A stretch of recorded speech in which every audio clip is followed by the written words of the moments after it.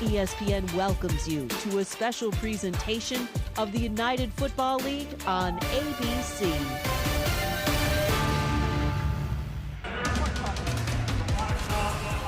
The UFL is presented by U.S. Army. We're coming off the upset of the year in the United Football League, and this is an early contender with all the hype around it to be the game of the year. A potential preview of the UFL championship game with Birmingham and San Antonio going down from the Alamo City. So that Arlington upset against St. Louis, that takes so much pressure off San Antonio because now the Brahmas can drop this game against the Stallions and still clinch home field for the XFL Conference Championship game with the win next week in St. Louis. Welcome to San Antonio. I'm Loa Galindo here with Tom Luganbill. Caleb Burton and Eric McLean will join us from the field. Skip Holtz has built himself a spring football dynasty. The Stallions with back-to-back USFL titles, now winners of 15 straight. But we talked to the Brahmas head coach, the legendary Wade Phillips, a couple days ago, and he told us they haven't seen us yet. And that's more than a statement of fact. There's some edge and fire there. Oh, there absolutely is, because they feel like they're up to the task, right? And the reason why they feel that way is they're getting healthy at the right time. And one of the main components they needed back was running back Anthony McFarland. Came back a week ago, exploded onto the scene after missing 5 games of the UFL season. This is him in a game I covered against Ohio State, and he lit up the Buckeyes on that day. He is one of the most dynamic playmakers this league has to offer. He not only has power as a running back, he's got speed, explosiveness, and he is dangerous in the space as a receiving back. So offensive coordinator A.J. Smith is tickled to death to have this weapon in the backfield along with one of his quarterbacks, Chase Garbers, returning. Garbers comes back. He was knocked out in week number 3 with a wrist injury. Quentin Dormady will get this start. And we know with Ant McFarland and those fresh legs, he will be featured early and often. So in the United Football League, the home team gets to decide to kick or receive.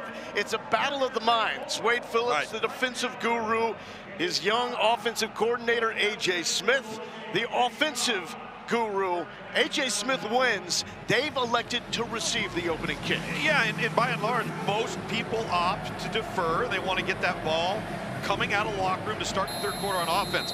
This is the aggressive style and nature of San Antonio. They are confident. They are riding an all-time high in belief of their football team. They can knock off the winners of 15 in a row in the Birmingham Stallions. Opening kick to come. If the football goes out of bounds, receiving team gets it at the 50. Keep it between the white lines. Here's the Kansas Jayhawk, Puka Williams, so electric, so fast, but the Birmingham Stallions special team unit, too good. Let's bring out the former Tennessee Volunteer, Houston Cougar, and Central Michigan Chippewa, Quentin Dormady. Seminole left, H Comet Denver. Split left, H Comet Denver, on moon, ready? See Quentin Dormady there, well-traveled. Been 4-1 as a starter since taking over for Chase Garbers. They've decided to start him again. I expect to see Chase Garbers throughout this contest, but things are going well. Let's not tinker with it. That's going to be an early carry for Morgan Ellison. Played with the Seattle Sea Dragons a year ago. You'll notice in the San Antonio backfield, you do not see the leading rusher in the UFL among running backs. John Lovett, he's getting a week off. All part of the plan for some of these teams to stay fresh for the postseason. Yeah, you've got to rest the bodies a little bit. You've got 3 backs. Hume to trips left, red F swing, dog, Z snag, on moon, ready? And this team is confident in all 3 backs. So if they've got to rest a guy, I don't feel like there's any drop-off whatsoever in production. Red F, red F. Ready, go. Anthony McFarland to the right of Quentin Dormady. That's Cody Latimer in 3, the go-to tight end receiver. And there is Ant McFarland, quick as a hickle. 12-yard pickup on his first touch. Look at the stutter he puts on DeMarcus Gates.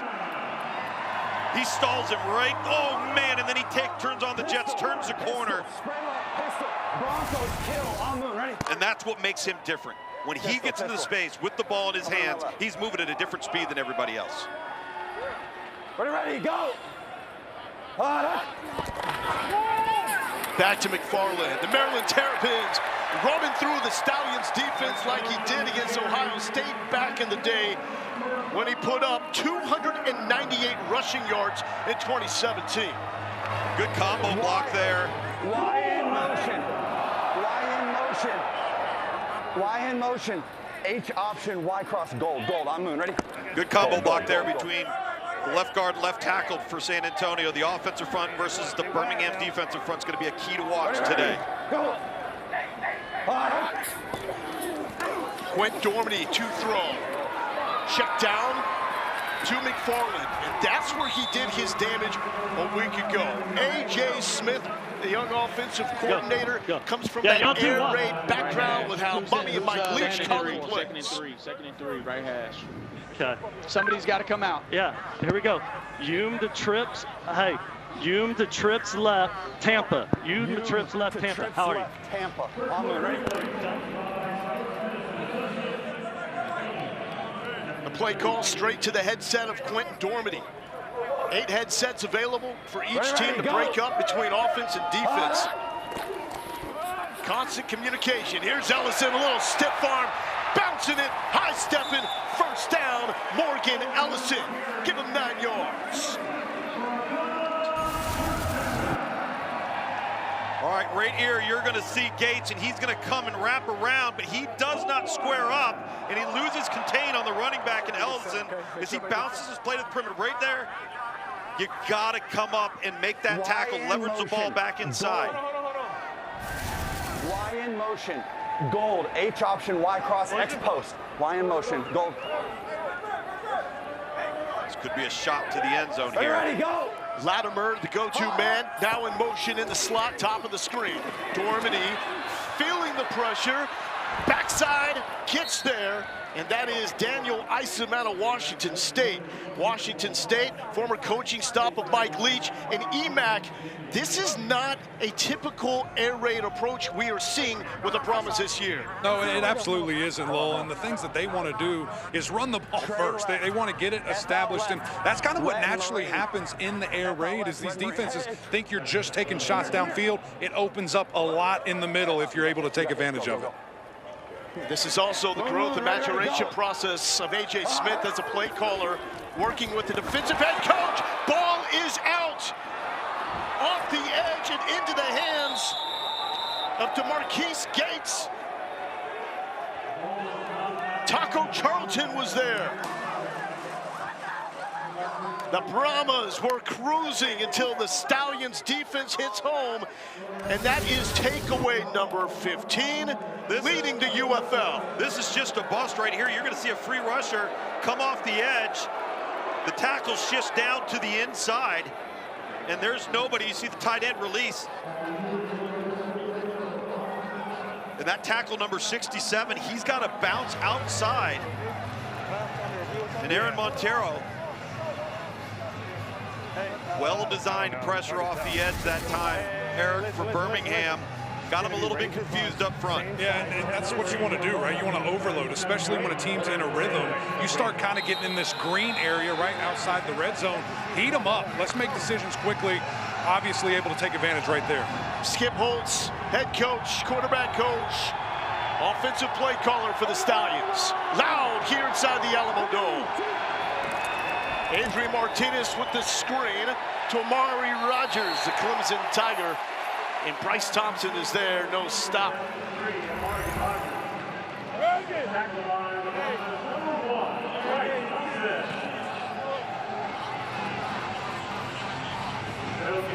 Here we go, here we go. We got Lou Flo, Florida, 27 trades flop. Ball winner. Adrian Martinez coming off a 5-touchdown performance. 11 pass touchdowns, 1 pick over the last 4 games. Looking to his right, nearly jumped, and then through the hands of Amari Rogers. Bryce Thompson had the stop on the first play of the drive and almost took this for 6. Back-to-back plays by Bryce Thompson there, and this is just a late throw to the flat. You got to be very careful here.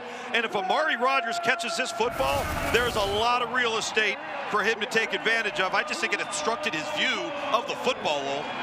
That is an NFL DB going up against an NFL receiver. Love the energy inside the building. Four-man rush. Martinez beats it. There is Amari Rodgers. His second week back active and a catch of 20. This is the savvy of Amari Rodgers. This is a veteran move. He's going to work the seam, and he's going to peel back behind the linebacker, but he sees the coverage coming towards him. So don't run to get coverage. Sit in the void and let the quarterback stop you down. Really good relationship there between Adrian Martinez and Amari Rodgers. Brahmas defense, #1 scoring defense in the league, and this is what they do better than anybody. Their league-leading 27th sack of the year. That one courtesy of Zach Morton, the Akron Zip. Eric, this looks like a delayed call on a quarterback draw, and Birmingham just didn't block it up. They got outmanned. Well, it looked like maybe there was another way he could have went. It looked like there was a window maybe to the right if he would have taken off quicker. But I agree with you. When you're doing those delays, you have to give your guy time. You have to set it up to where it really looks like a pass. C.J. Marable, now the running back. Martinez dropped. Needs to be caught by Amari Rodgers, the Clemson Tiger. He dropped it. Hands were an issue for him in the NFL, but that was more fumbling off punt and kick returns. Good timing by Jordan Mosley, 23, the safety. You're going to see right outside the hash right there. Comes up and dislodges the football. Good clean hit. And now 3rd and 13, or a long 12, is unfamiliar territory for a team in the UFL that is outstanding, converting over 50% of their third downs in Birmingham. This is against the #1 third down defense. Who wins this one?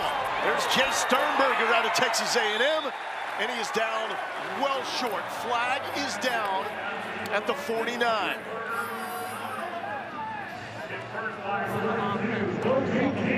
What did he do?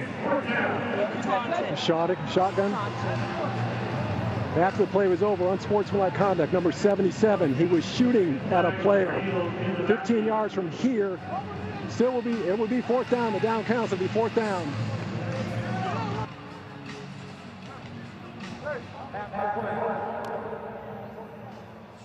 Unsportsmanlike conduct. Offense, number 77. The down count, 15-yard penalty, 4th down. That's going to go against the Maryland Terrapin, Derwin Gray. So move that back. Guy with 5 games NFL experience with the Steelers in 2020. Eric, from offensive lineman to offensive lineman, is he a specimen or what? Man, that guy's a freak. And if you saw the play, I mean, he absolutely derailed the guy. Just got a little too excited. Gave him some finger guns. You can't do that. You know, it's a tough situation, but that dude is a monster. You can't pull out the finger guns on him. Not the finger guns. Not right in front of 2 refs, too. Colby Wadman was the original punter for the Stallions. They made a change. They signed Wadman back to the club this week, and his first punt is off. And this is Marquez Stevenson taking it in the 10 and up to the 25-yard line for the Houston Cougar. San Antonio was driving, and then a turnover, but the Stallions have nothing to show for it. No score here in San Antonio.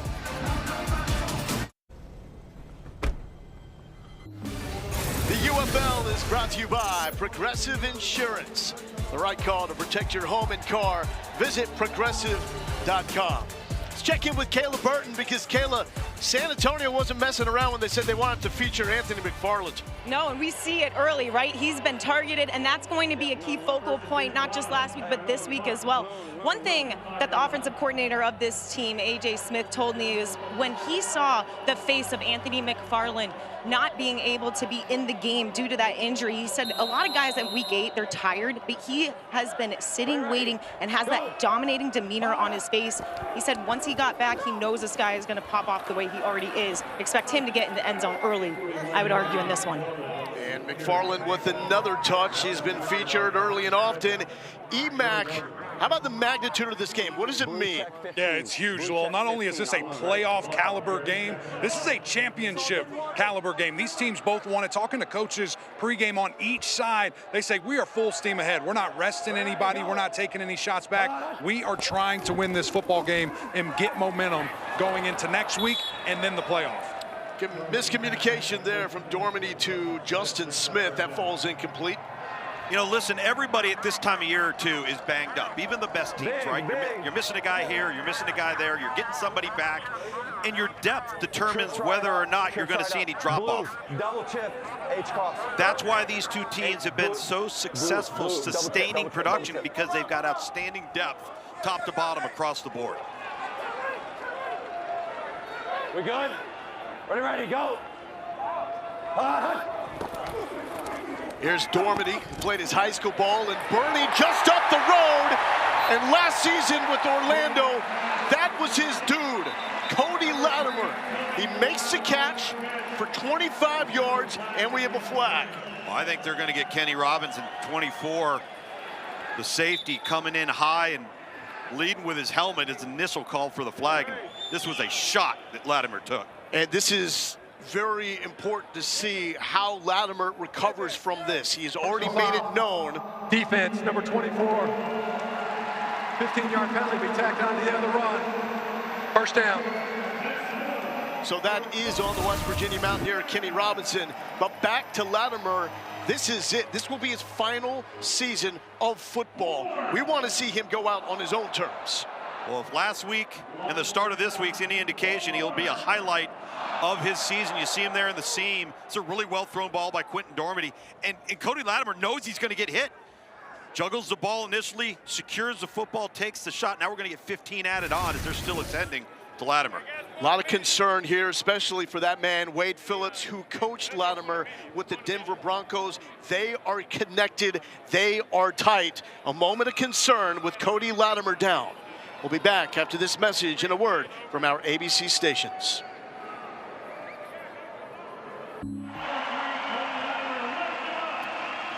We hope this is not the end of the professional football run for Cody Latimer.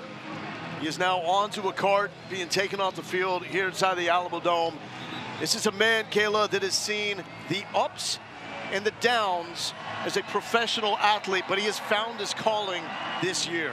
He means so much to this team, and you just saw every one of his players go up to him, patting him on the back. You know, him and Wade Phillips, they were together in Denver, and Phillips says, Cody Latimer is not only one of my favorite players, he's one of my favorite guys. Latimer wants to get into coaching after this, but he really is the glue guy of this team. Just extremely close with his teammates, especially Quentin Dormady. Those two are basically brothers, they tell me. We see them connect week after week.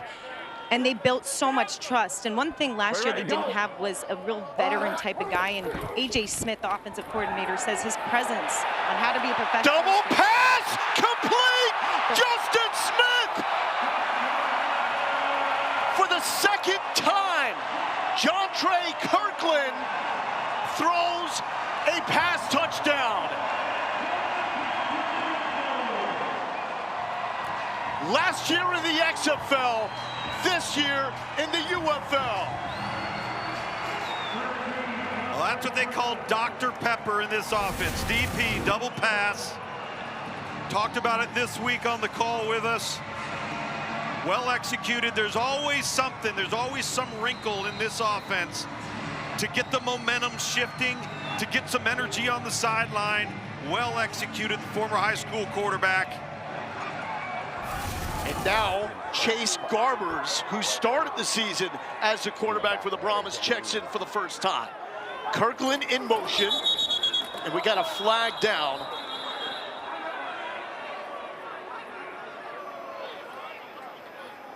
Oh no. Morgan Ellison. Ball start. Offense, number 69. 5-yard penalty.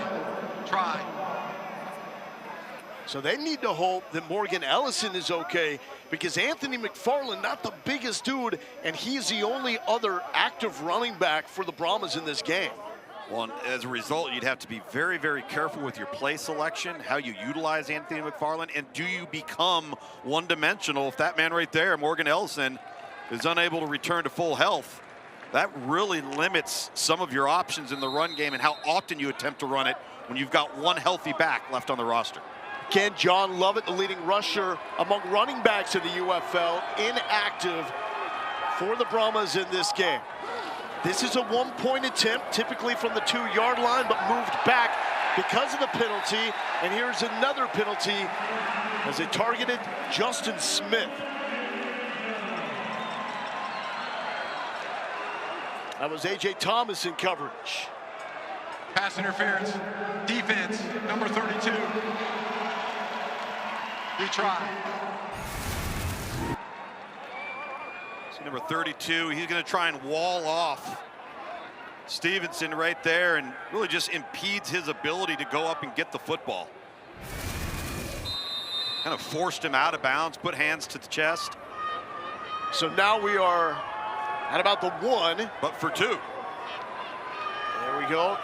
The conversion opportunity. You see the numbers so far. The 1-point conversion is hitting the most frequently, but still getting the most bang for your buck with a 2-point conversion. Chase Garbers moving to his right, thrown across his body, incomplete for Justin Smith. But how about A.J. Smith? You asked him about not seeing as many trick plays this year. Yeah. He almost took offense to it. He did. He goes, wait a minute, I got something here. And he looked at his computer screen. He said, well, if you hear us say Dr. Pepper, DP, that's double pass. Very well executed. Touchdown! Ho, ho, ho, ho,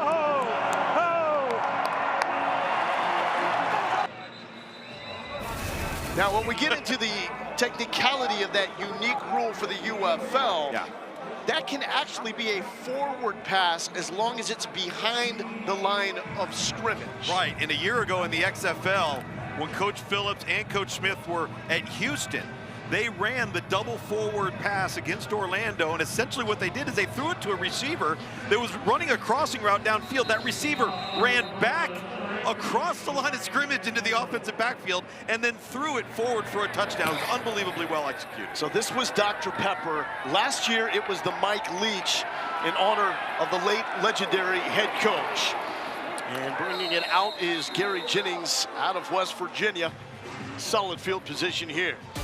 Week 9 continues tomorrow afternoon. Fox has the Defenders and Showboats and the Panthers and Roughnecks. Both games start at 2:30 Eastern time. So, Tom, as you know, Skip Holtz has locked up his team's spot in the USFL Conference Championship game. They will take on the Michigan Panthers. Yep. They're playing for the number 1 seed. Regardless, that game will be in Birmingham because of a scheduling conflict at Ford Field. In the XFL Conference, we know it's going to be St. Louis or San Antonio moving on to the UFL title game. Who will host the XFL Conference Championship game? Martinez looking for the corner, and he gets it out to the 46-yard line, 11-yard pickup. Here's Skip Holtz. Okay. There we go. Let's go. Linda Pack. Let's go Linda Pack. Ohio 14 Arc Trade. Linda Pack, Ohio 14 Arc Trade. It's a spot that Skip Holtz and this team has not been in a lot. No. How do you respond? A loud building, you're on the road.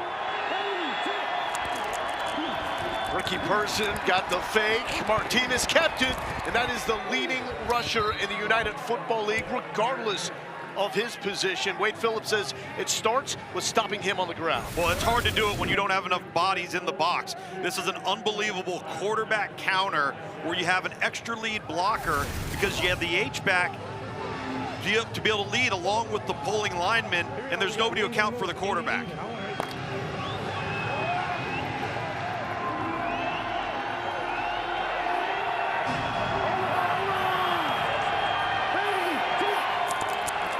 Person with the carry, hit immediately, trying to drive forward to the sticks.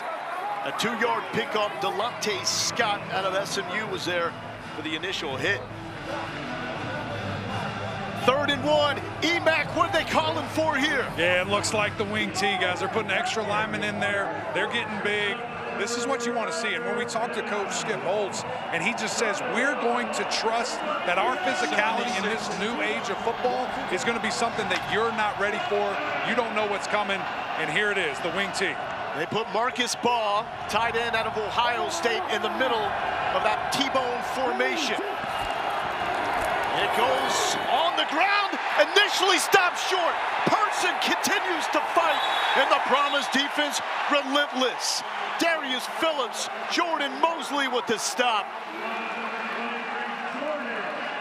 That is the first time on tape this season I have seen this formation, regardless of the play called, result in negative yardage. Nobody's had an answer for the T formation, and San Antonio comes up big for a loss of 2. How about Delonte Scott to set this one up on the edge? Well, that's what you do when you leverage the football and you play inside out. You don't let him turn the corner. Tom, what was interesting, the defensive line just submarine too. I mean, those guys took out the offensive line from getting to that second level. That's why you saw those linebackers be able to scrape so quickly. They were unabated to the ball carrier. Stevenson fielding this from the 10. And that is going to back up the Brahmas. Great respect between the two head coaches, Skip Holtz and Wade Phillips.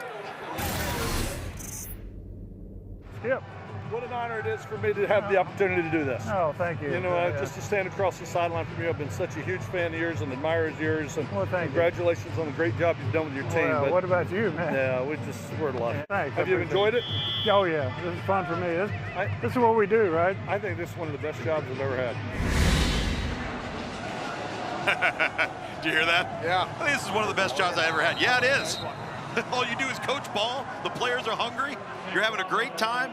The players are soaking up everything. You don't have to deal with any headaches. It's fantastic. Skip Holtz calls this the purest brand of football right now. And here is Chase Garbers out of Cal, stepping back in and feeding it to Anthony McFarland. Now, McFarland wasn't doing as much running as he was catching the football out of the backfield.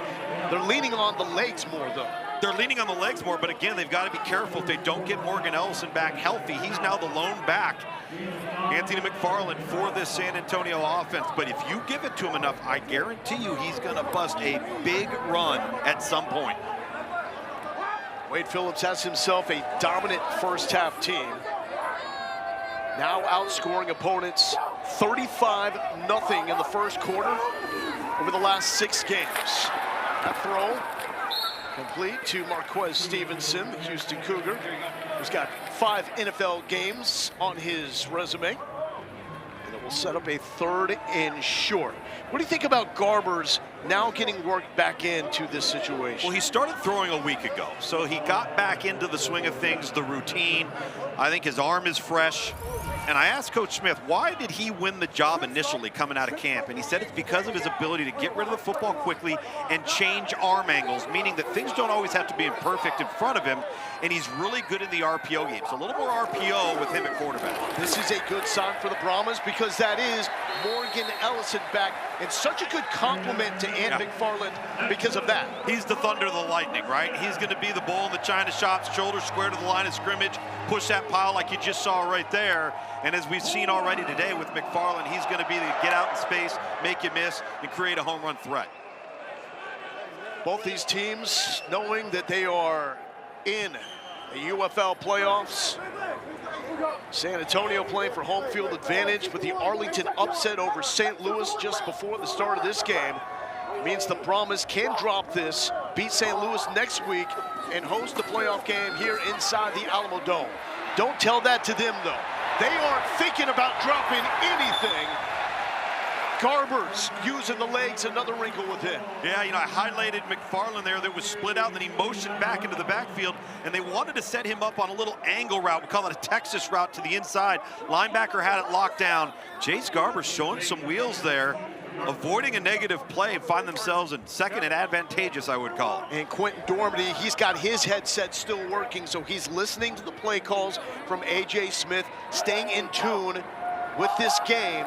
We expect them to each have an early couple of series, and then in the words of A.J. Smith, we'll figure it out after that. Quentin Dormady actually had his best performance a week ago. Yeah. And this isn't a reflection of him not playing well enough. He's been 4-1 since filling in for Chase Garbers. He's one of the big key reasons they're in this situation. But there's a reason why Chase Garbers won the position. And if they feel like he can give them a spark, get maybe a little more consistency, open up the RPO game because of his skill set, that might give them a little more to the offense. Dormady has the bigger arm downfield. Garbers can make more of the wow throws. Pressure in his face, and that's a fine catch by Stevenson. Lost his lid, but he'll get that back. What is it like missing time and then getting hit for the first time? Actually, it kind of jumpstarts you. I've kind of felt like you need to get that one hit, you need to take that one shot, and then you pop up and realize, all right, I'm right back at it, you know, I'm right back into the swing of things right here. But I will say this, and I was very fortunate, I didn't miss a lot as a college player in terms of playing time. It's your tough. Due to injury, yeah, right. And we were playing on old school AstroTurf then, you know, real AstroTurf. Concrete, basically. But you want to just get on the field so badly because you just love to play the game. Iowa State Cyclone Landon Akers in 82 in motion, and this will be a delay. And the tackle is made for a loss of 2. And it's Kiaba Tizino, San Diego State Aztec, and that will bring us to the end of 1. San Antonio lost Cody Latimer. They come back with a trick play to take the 6-0 lead. You see it stream on Hulu. All season long, the UFL and our coverage embracing betting on this great game with our friends at ESPN Bet. So every week, these are our best bets of the day, playing with Monopoly money, of course. Kayla's taking the over. So are you, Tom. And I see the plus, big money below your names. So with me in debt, I got to follow your lead. And Eric McLean trying to go 2-0, picking for Harry Douglas. E-Mac, if you win this one, tagline. Look at that. Harry may have you call in a pick for him next week. You know, it feels good to be undefeated, never lost, and plan to keep it that way today, boys. Hold on. Never lost, and was it you never false started, or you never gave up a sack, or both? Both. As Keep far going. As he knows. What else do you want to talk about? Perfection. Start of the second quarter, and the Brahmas will jump off sides immediately. That was Stevenson. Prior to snap, ball start, offense, number 5, 5-yard penalty, 3rd down. So this is where it starts to get interesting now for the Brahmas. They are the best first quarter team in the UFL. They have not allowed a first quarter point since week 3. Over the last 5 games, it was 29-0 in the first quarter. They added 6 here. Can they sustain this momentum? Garbers all day throws it into triple coverage. What are we doing? Looking for Justin Smith. Listen, I don't know what Chase Garbers is seeing there. The ball came off of his hand poorly. He did not have good ball control. He's clearly got a 3-man triangle of red jerseys surrounding the target. This is just a bad, ill-advised decision. Very fortunate it didn't result in a turnover, but it does result in a punt. It's knocking off the rust right there for a man that was knocked out week number 3 against St. Louis with a wrist injury. And here is Brad Wing out of LSU to let this one fly. Amari Rogers, the Clemson Tiger, to the 40. It meant my 2 Brahmas had knocked out right there. Next week, we wrap up the UFL regular season. We've got the Michigan Panthers taking on the Birmingham Stallions, who will face each other the very next week for the USFL Conference Championship game. And then San Antonio and St. Louis, 4 Eastern. That game is going to determine who gets to host the XFL Championship. And on Sunday, we'll be up in D.C. checking out the red-hot Arlington Renegades. Coming up, the upset of the year, Tom. It was the upset of the year. There's no doubt. St. Louis trying to get healthy, and Arlington was due. That is a snake-bit football team this year. team has had some bad luck. Who handles it the best? Martinez felt the pressure. Sideline, what? An adjustment. The ball pops out at the last second. C.J. Marable almost with a huge play.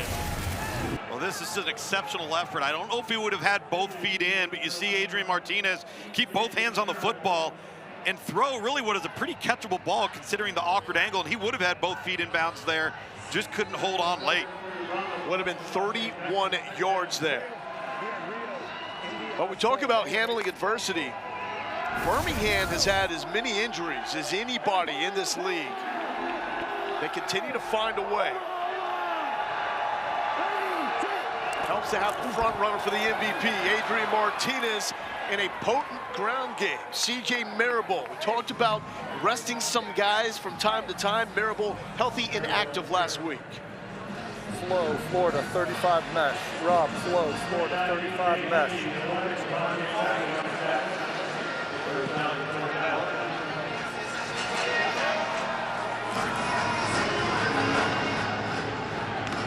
Go back and look at the T-bone. I want to know what the backside end did.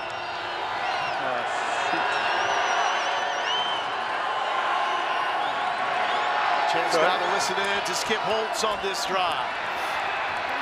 Martinez scrambling, so dangerous off script. Where does that explosiveness come from? Rocket fuel for the first down. That's the best run, shit. Okay. We got one down. Who's down? With the backside. What did the backside end do on T-bone Gooch? The backside, the guy outside the tight end on the right side when we ran left. Okay, I'm sorry, the guy. So a San Antonio Brahma defender is down. And it looks like that is Jordan Mosley, number 23. And that is the #1 tackler on this San Antonio team. So Mosley is down. Cody Latimer already went down. We'll check on their condition when we return.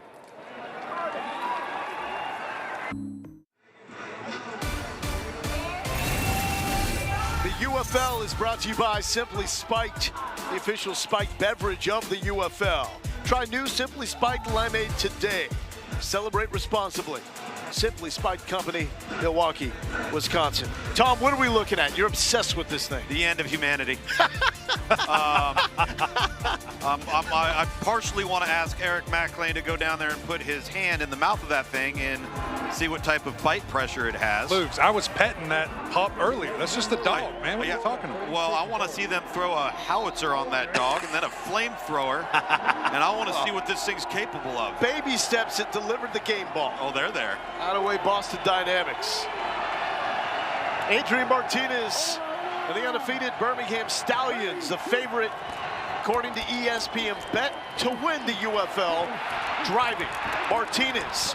Is there a better quarterback in this league? Feeling the chaos around him. Here's Kayla. Well, guys, Wade Phillips told me when it comes to preparing against a guy like Adrian Martinez, it is not easy. They've been extremely intentional throughout this week, preparing for a dynamic quarterback like him. He's able to rush the way he can, but can also throw outside, which what we've seen lately. He says the goal is stop him on the run, obviously, but you have to guard the guys outside. We see him target Amari Rodgers often, so he's very difficult to defend here.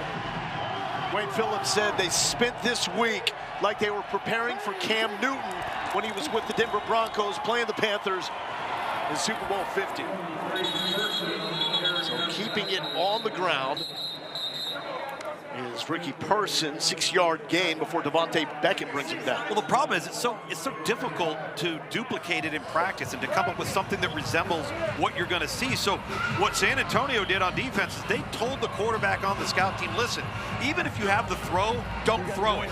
Jump out of the pocket, evade, and make us chase you. They also talked to us about spying a guy like Adrian Martinez, but you have to have a spy that can keep up with him with foot speed. No doubt. A little movement, it seemed, along the offensive line, but no flag, as that is a pickup of 3 from Ricky Person, North Carolina State Wolfpack.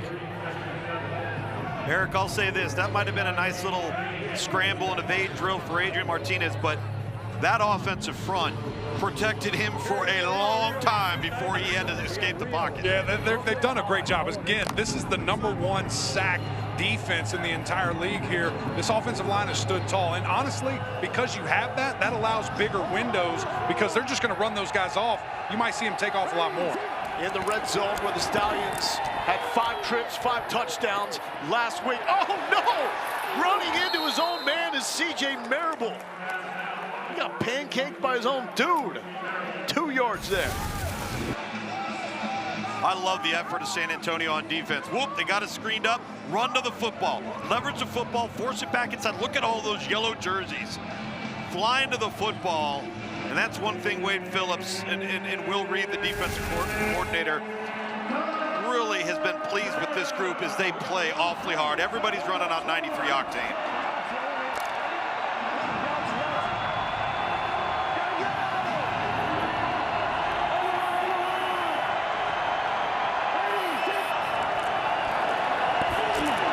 Receiver fell down. Lucky that was not taken back the other way. It was intended for Jordan Thomas, the Mississippi State Bulldog.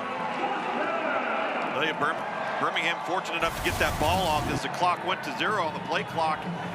And Jordan Thomas just falls down. If he doesn't fall down, I think this is a pitch and catch that puts them in potentially a 4th and 1 or even a conversion situation. Credit San Antonio for getting off the field. A.J. Hindy was thinking pick right there. Here is Ramiz Ahmed out of Nevada.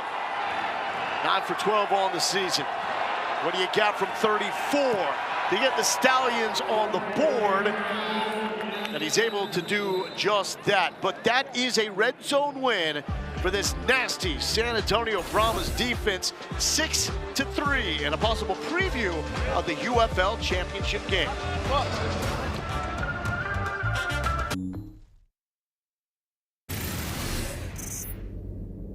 Nice job. Hey, what did you see on the Brooklyn? I mean, I saw you throw it, but I looked at like fell down. Huh? The GM like fell down. Yeah, I saw that, but then what happened out there? I couldn't see it once it got thrown. The inside linebacker beat our guys to the point. It was really what jacked it The up. crack, we missed the crack. That is a great connection there between Skip Holtz and his quarterback, Adrian Martinez. Well, it is, as they're talking about in real time exactly what just transpired. They can dissect the plays with their iPads there and get a better sense to make those instant in-game adjustments. Not in between the quarter, not in my locker room at halftime, but play to play, series to series. And that's video as opposed to still photos shots that they get in the NFL. And by the way, that technology is coming to college football this year, in addition to the headset. A little fake here from Puka Williams and the Kansas Jayhawks, shaking. And he did best under David Beatty for the Kansas Jayhawks. The most famous race in Formula One happens tomorrow on ABC. The Monaco Grand Prix starts at 9 Eastern. Pre-race coverage begins at 7:30 with Grand Prix Sunday.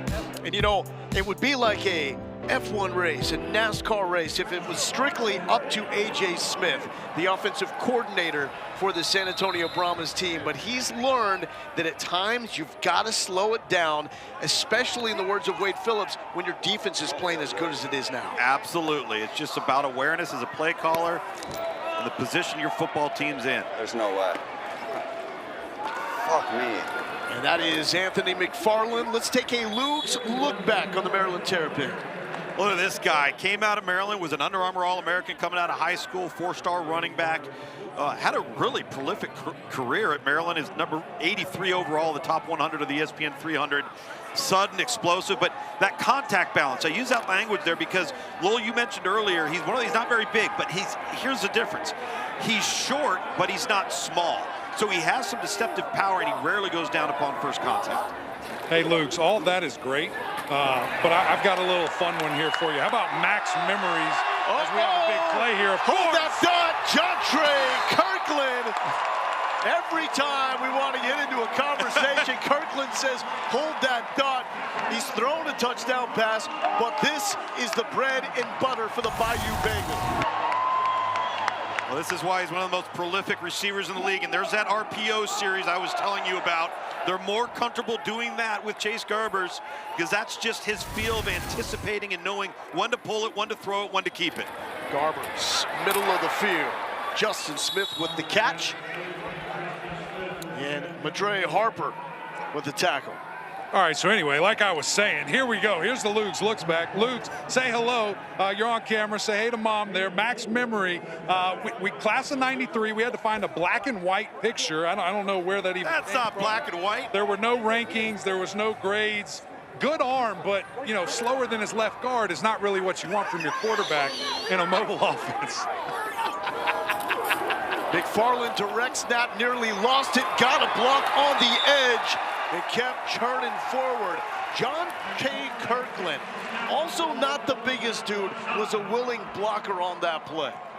By the way, EMAC, the best part about that is it got totally foiled and stumped because of a big play that occurred in game. That's what you get. We just got to do what we do, man. We try to go outside of ourselves. EMAC, I can add, his most memorable play in his college career, a pick six. Thrown to Will Muschamp. Oh, there you go. That wasn't a pick six. It was an interception. Oh, he didn't take it to the house? It was probably the only one he's ever had. That's why he was so excited. Morgan Ellison at running back. Garbers is going to keep. Does he get the block? Oh, the Stallions nearly had him dead to rights. But Garbers, the Cal Golden Bear, was able to slip out of the tackle. This is a really nice job because you're going to focus on this guy on the end, and in him here, what's going to happen is he's going to chase, he's going to come across, and you've got the H-back coming right here. Really well blocked. Again, a good decision by Garbers. So now you're one-on-one right there. He bounces it to the perimeter.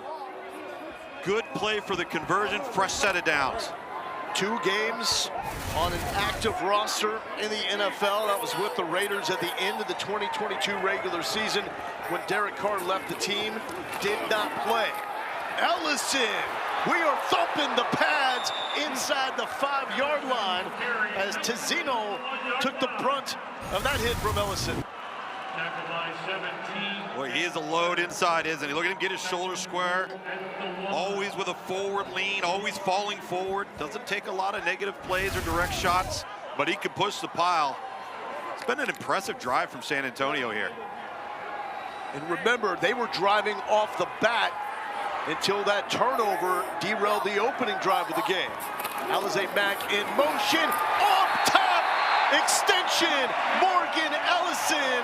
He believes he can fly.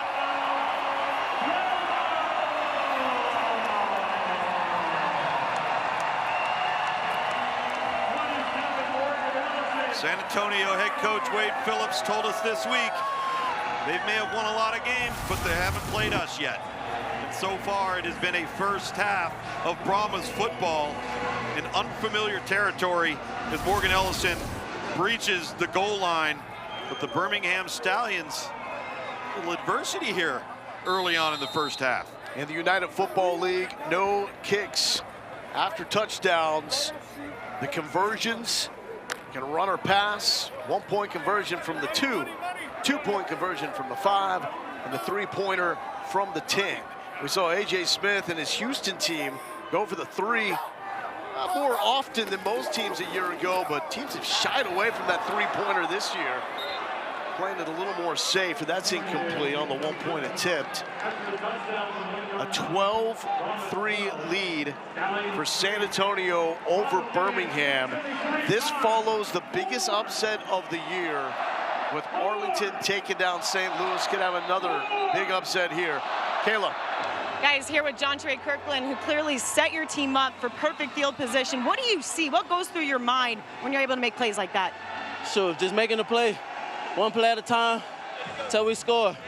We chalk it up on the sideline, come back and make us another play. That's all I'm thinking. You use your feet, you can catch, you blocked right before. How would you describe yourself as a player? Sure, an all-around player, an athlete. I'm willing to make the block, make the catch, make the tackle, whatever it is for my team. Thanks, John Trey. Thank you. How about selfless as well? When he was at LSU, they went to the Fiesta Bowl at the end of the 2018 season. He moved from receiver to DB during the game. Yeah. He's got an opportunity to make and an NFL roster. I really think he does. I think Anthony McFarland does as well. We've talked about him today. These two guys are just moving at a little bit of a different speed. Kick away to Garrett Jennings. Stallions really could use an electric return and tripped up. Game 3 of the NBA Eastern Conference Finals tonight on ABC. The Pacers hosting the Celtics at 8:30 Eastern. Countdown tips, our coverage at 8 p.m. The Celtics. Kayla's C's I was gonna up say. in Beantown with that 2-0 edge over the Indiana Pacers. What do you know about those Celtics, Kayla? No, I'll be watching tonight. Is it And I snowing know back there that. again? What'd you ask? Is it snowing back there again? No, it's not snowing. It's sunshine and rainbows and C's winning, baby.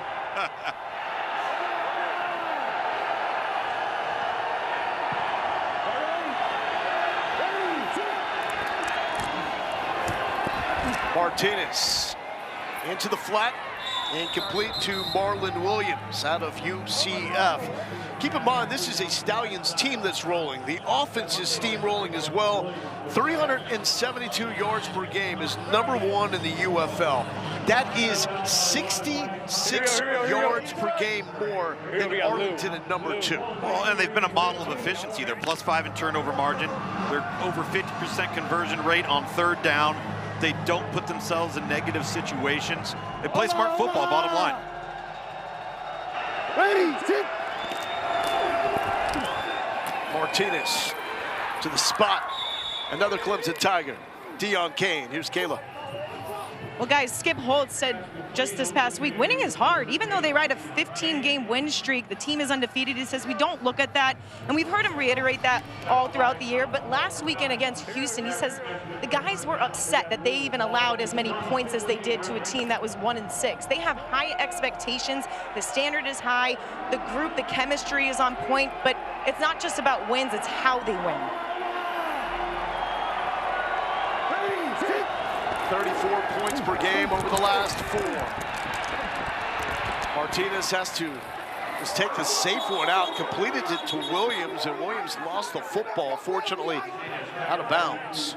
I don't know how Birmingham didn't have some offensive linemen downfield there, Eric, because that was supposed to be quarterback draw. He throws it late. He really did, and it puts you in a weird spot when that happens, especially when your guys getting out all the way to the edge. They're fortunate there. #1, it wasn't a turnover, and then #2, not to have a penalty. Actually resulted in about 2.5 yards, 3 yards. Player prop for Adrian Martinez, 205.5 passing yards. Under looking good there.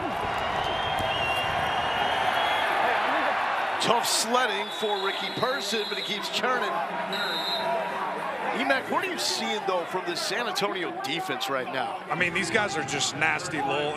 But this is what they do. This is who they are. And you look at any well-coached defensive Wade Phillips team, they get after it. They make you uncomfortable. You know, coming into this game, this is the #1 defense in the UFL. They're playing physical. The linebackers are doing an exceptional job scraping over the top, so you can't bounce. You can't get to the outside.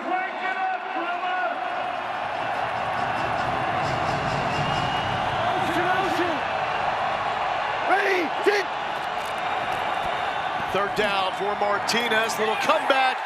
Broken up. Darius Phillips making his return. One of the top corners in the UFL. He's missed time recently. And the Western Michigan Broncos now healthy. Well, really impressive playing the football right here. Just know where to go with it. That window is so small. It's a nice timing route. You get to the line to gain. That's just 2 good football players duking it out over the ball. Brahmas are in control.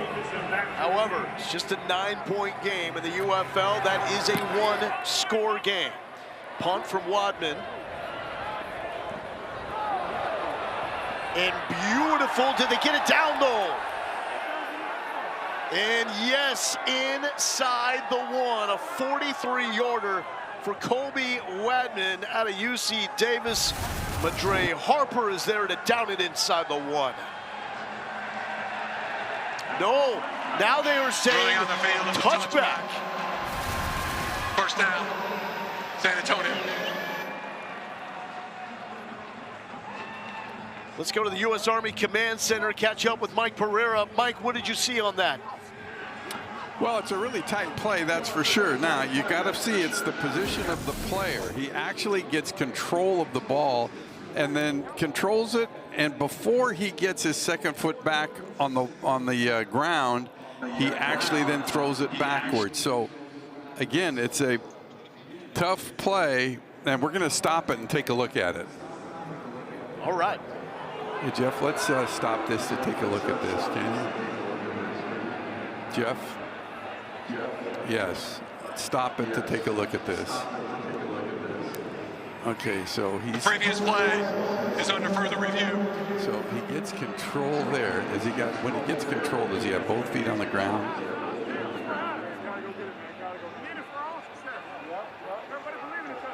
A little bit further. Left toe still on the ground when he gets control. And then he throws it back. Let it go beyond that. Let it go beyond. Okay, back again.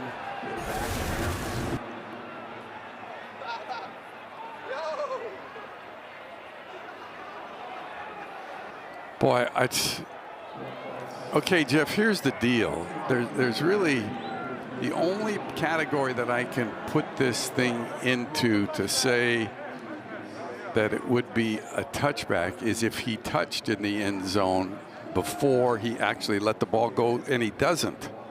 So he actually lets the ball go before, and then it ends up getting down at the 3, so it's really not a touchback. So we're going to have to put this ball at the illegal touch spot by number 27, which is the first spot out when he touches it at like the 3-yard line. So put it at the 3-yard line, so the ball will be down at the 3.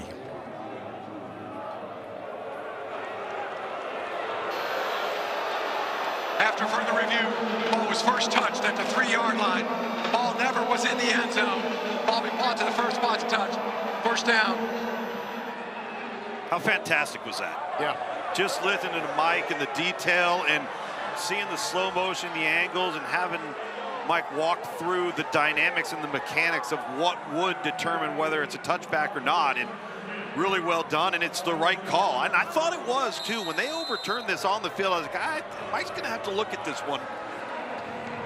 And you see the red chiclet below the timeouts available. That is the super challenge.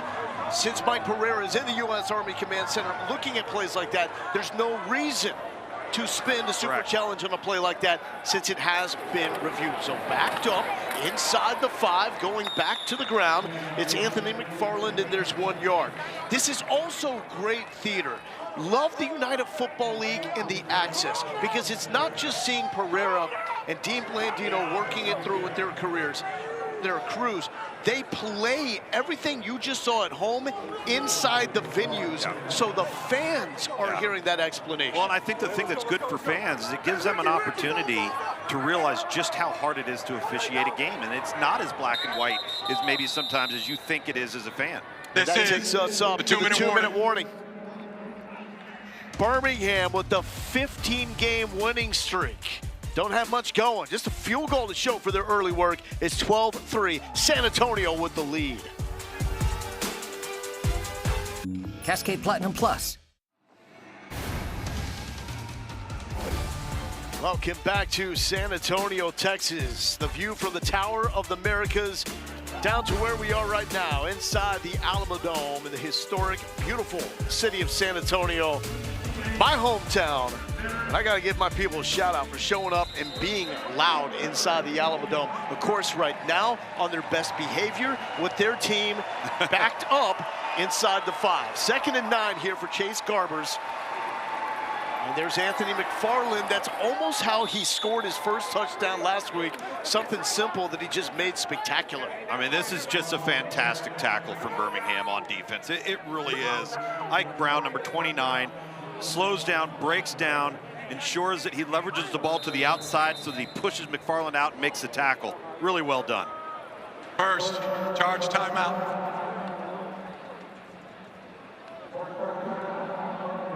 So Stallions calling a timeout. Skip Holtz thinking, obviously, getting the football back, having enough time to score. And under 2 minutes now, it goes into the timing that we see in college football.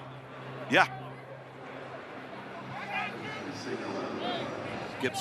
Skip Holtz holding a little board meeting there with the officials.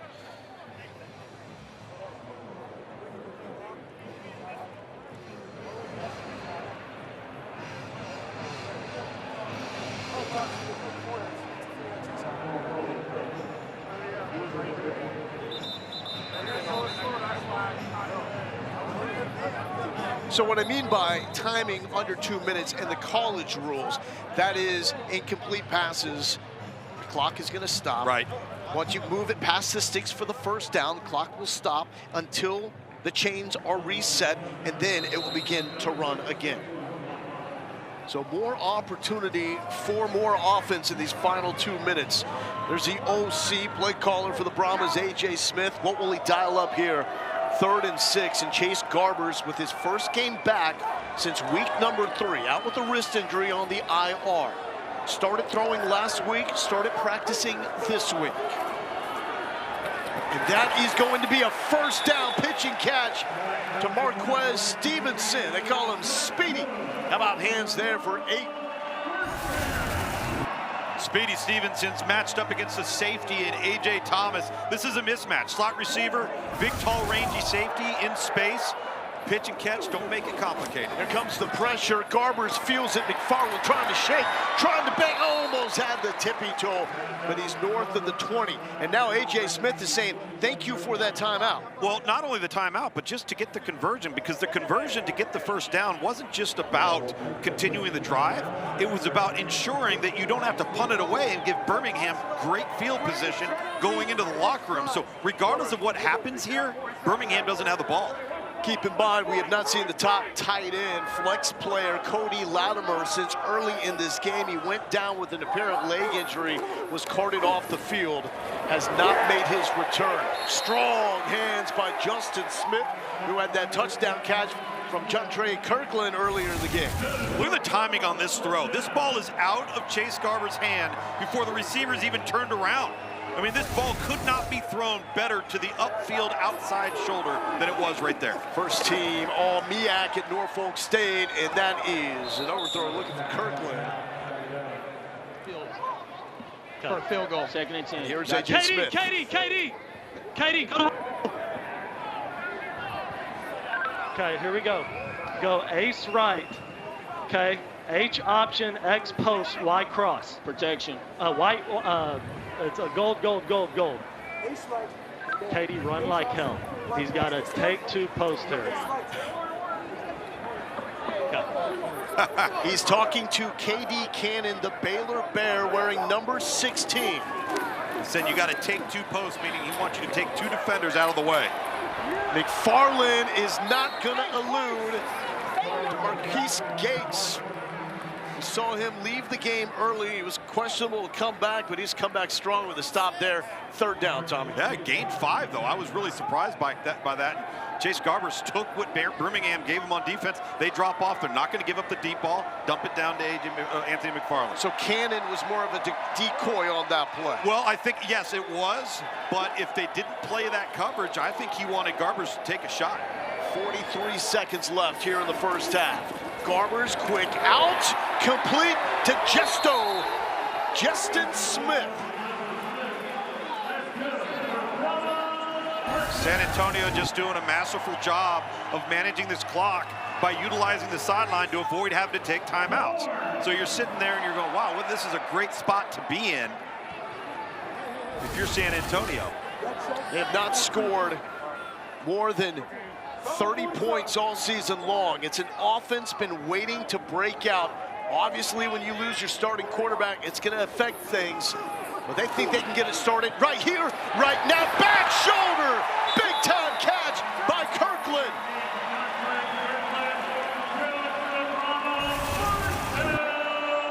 Garbers with the pump fake. He baits the corner into thinking they're throwing this thing vertical.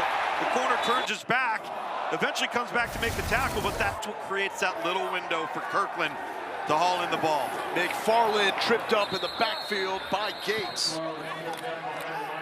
And that is going to lead to a Charge timeout. San Antonio. 30 seconds. Thanks. Good. There we go. Timeout! Timeout! All right, hey, we need 10 more yards to get into the yellow zone. How you feel about where we at? Left hash? Yes, sir. Left hash. Hey, 38 let's left go hash. blue.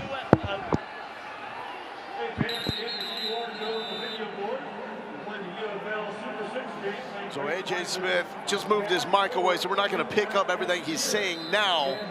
But he talked about a couple more yards before the yellow zone. So that's kind of your area of the field where you feel comfortable. You're not in the red area, right? But you feel comfortable with your kicking game there in terms of the depth of a field goal attempt. And all the field, each area of the field, whether you're backed up on your own 5, you're on the +5, all has certain areas of percentage of scoring.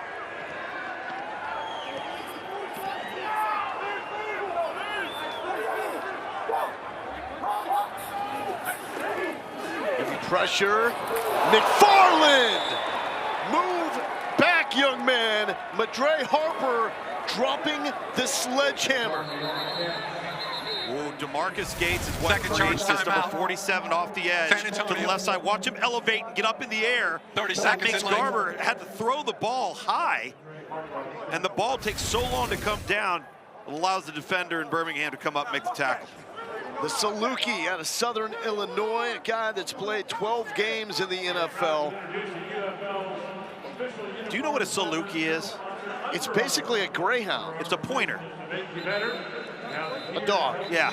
But not the robo dog. With long hair. Yeah, with long hair. He's a pointer with long hair. He's a very odd individual. Doesn't it look like a greyhound with hair? A little bit, I guess. Okay. Lowell, just imagine that robot dog with long hair. Yeah, that's it. I want to sleep tonight, EMAC. Just want to give a I'm not going to do that. Appreciate y'all.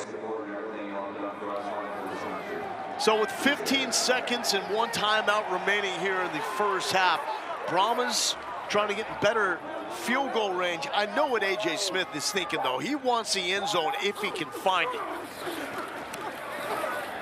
Some room to run, little stop, pop, dance, shuffle by Kirkland. And so with all that movement, it's a very modest pickup at best. Final timeout. San Antonio.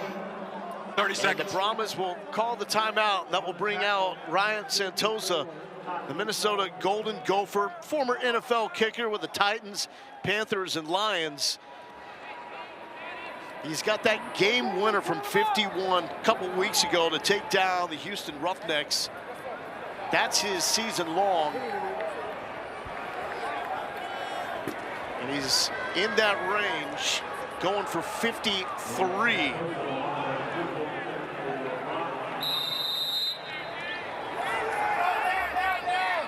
Trying to make it a 2-score game going into the break. Wing with the hold, Santoso with the boot, and it's a doink. Wide left.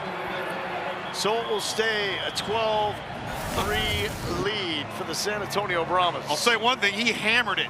This is a 53-yard attempt. Look at how high up on the upright he hits the upright. That thing would have gone from 63. It's too high.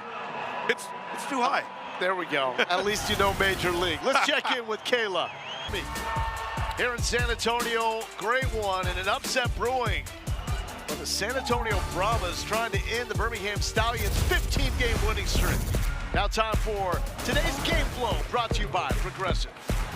Well, you take a look at some of the things that they always have in their bag, some trickery for San Antonio with the double pass there. We knew it was coming. They told us they wanted to run it, got in the perfect field position, caught Birmingham off guard. That was Quentin Dorman. He started the game, played the first 2 series, and then it was Chase Garbers taking them the rest of the way. Did not think we would see this. The Brahmas more than doubling up the Stallions on offense, but we mentioned the first half. They really felt San Antonio was just a matter of time before the offense got steamrolling. But how about that bottom line? Fewest points in a first half in franchise history for the Birmingham Stallions. So this is why. If you see what we've got circled right there, you take the team that's converting 52% of their first downs, they're 1-5. You see the team on defense getting off the field.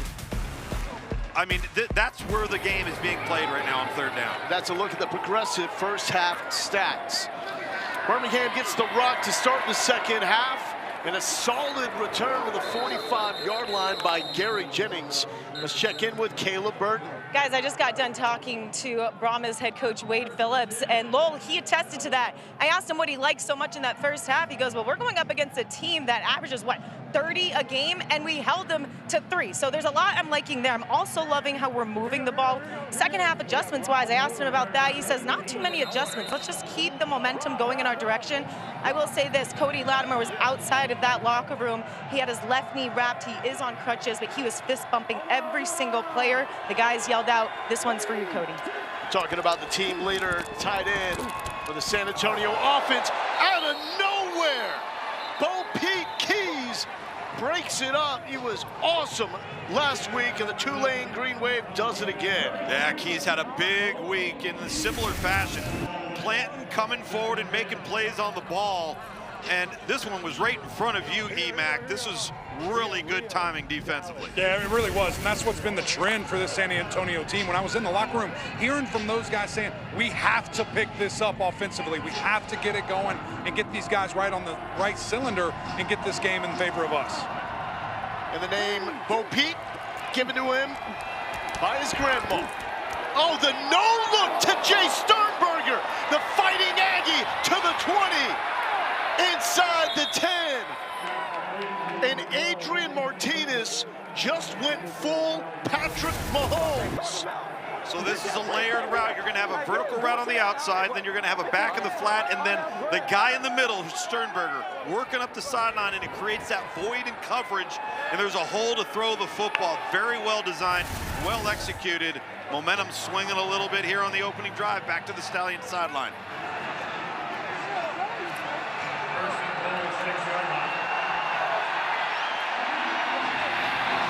Here comes the San Antonio crowd.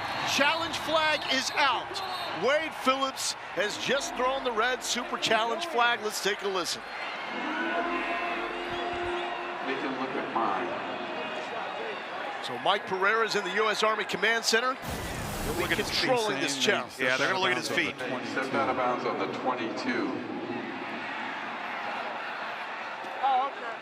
Okay. San Antonio is challenging the rule of the field. Near side. The player stepped out of bounds on that sideline near the 22-yard line. Where is that? Play is under review. Where is that?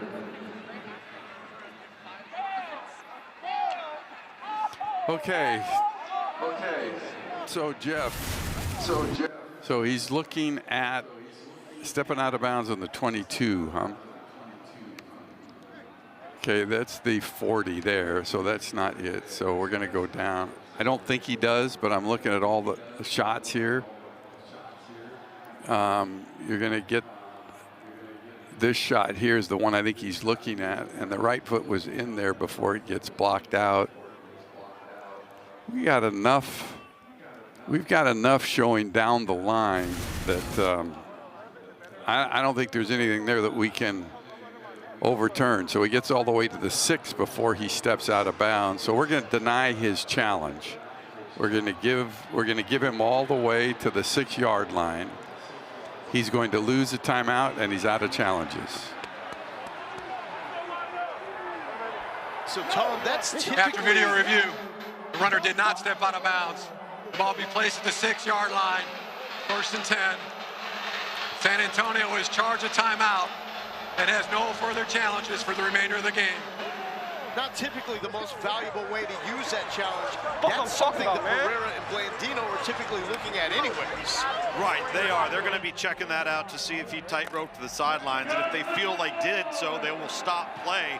But that's a killer choice to make, because if you're off, not only do you not get the reversal of the play, but you lose a timeout. The spread is 44. If you went with the over, you're hoping for 6 here from the Stallions. Not gonna get it. Ricky Person eluded one Brahma, but can't get away from A.J. Hindi.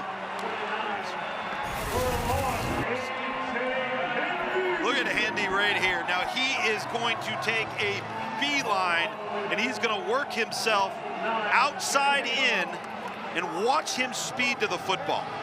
Look at him run to the ball. Wow, that's just great team defense. We've seen that so much today, Lowell. A lot of yellow jerseys around the football. One NFL game back in 2016 with the Dolphins. 0 defensive snaps in that game. He's hungry for another shot. Martinez, Sternberger, got 6. He got him down there, and he says, cash it in. Give me 6. And if you took the player prop, Sternberger for an anytime touchdown, you just hit. This is absolutely the only spot that Adrian Martinez could have thrown this football to allow it to be a touchdown. Tremendous accuracy, ball placement.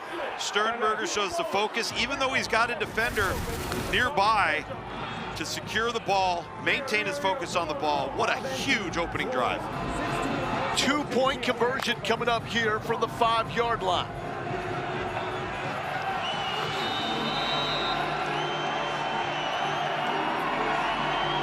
They could have gone for 3 to try and tie, but still too early for that. Martinez short of the end zone, the Deion Kane.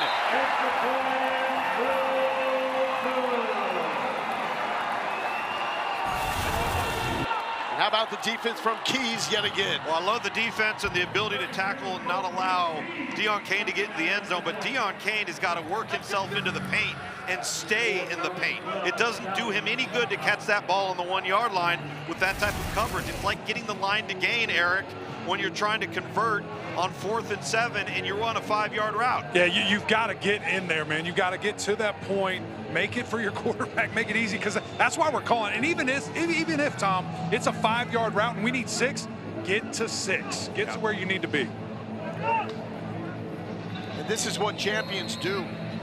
You don't win 15 straight just off luck. You got great players, like one of the biggest big play threats, regardless of position, in Jay Sternberger.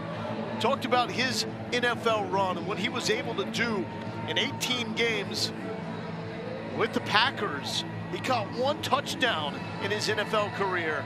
It was from Aaron Rodgers in the NFC Championship game.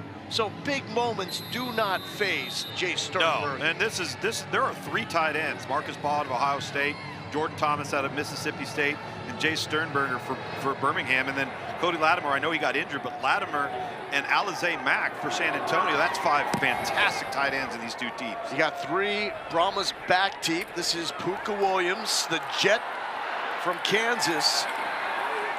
And he is brought down at the 30. Here's Eric with Sternberger. Jace, all halftime, all I heard was, we've got to get going. We have to focus on us, give a spark. That's exactly what you're able to do offensively there. Walk me through that first drive. You know, they really ain't do nothing to us in the first half that slowed us down. We did it ourselves. Sorry, the language behind me got me confused. Man, we just said it's a 1-possession game at the end of the day. We got to score. We got to score to win anyways. 3's not going to get it done in any league. So reset, take a breath, and we're going to execute. Coach pointed out the little things and kept saying, hey, this is what we can do here. That's what we can do there. It seemed that you figured it out a little bit on that drive. I wouldn't give us too much credit. It was only like a 4-play drive. But, yeah, we just got to pay attention to the details, man, and get stops. And it's going to be a long game. We're excited. Appreciate you, brother. Yeah, but, like, it's a 4-play drive because of you, Jay Sternberger. You made it easy. There's no doubt. You know, this Birmingham defense has struggled versus the run and came into this game. They're only allowing 64 yards rushing on the ground, and another big effort by Anthony McFarland there on 1st down. Gain of 12. 75 yards so far for Anthony McFarland. And down goes Chase Garbers. And welcome back to the big time, Carlos Davis. His first sack since week 3, and he's still the leader in the UFL. So disruptive, and it's all about hands. Uses his hands so well there, Eric, and you know that as well as anybody playing in the interior offensive front. If you've got a plan with your hands, you've got explosiveness, first step quickness, you're going to be a handful. Yeah, and he's a big-time monster. And looking at this defense, I know they gave up that big first run there, but Kenny Robinson was so emotional, so, you know, just physically leading these guys in the locker room saying, this stops now. Defense, let's turn up, see if they can deliver here. That's off the midst of Landon Akers, the Iowa State Cyclone.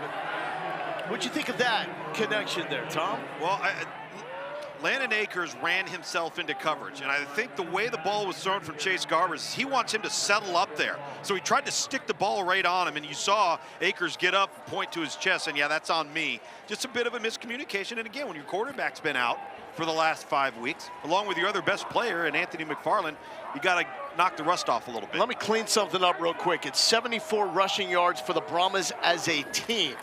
And here's the toss to Stevenson. Here's Speedy following a bevy of blockers. And that's going to get them to the 50, but bring up 4th down. Why it's important with McFarland, because rushing yards, he's at 41.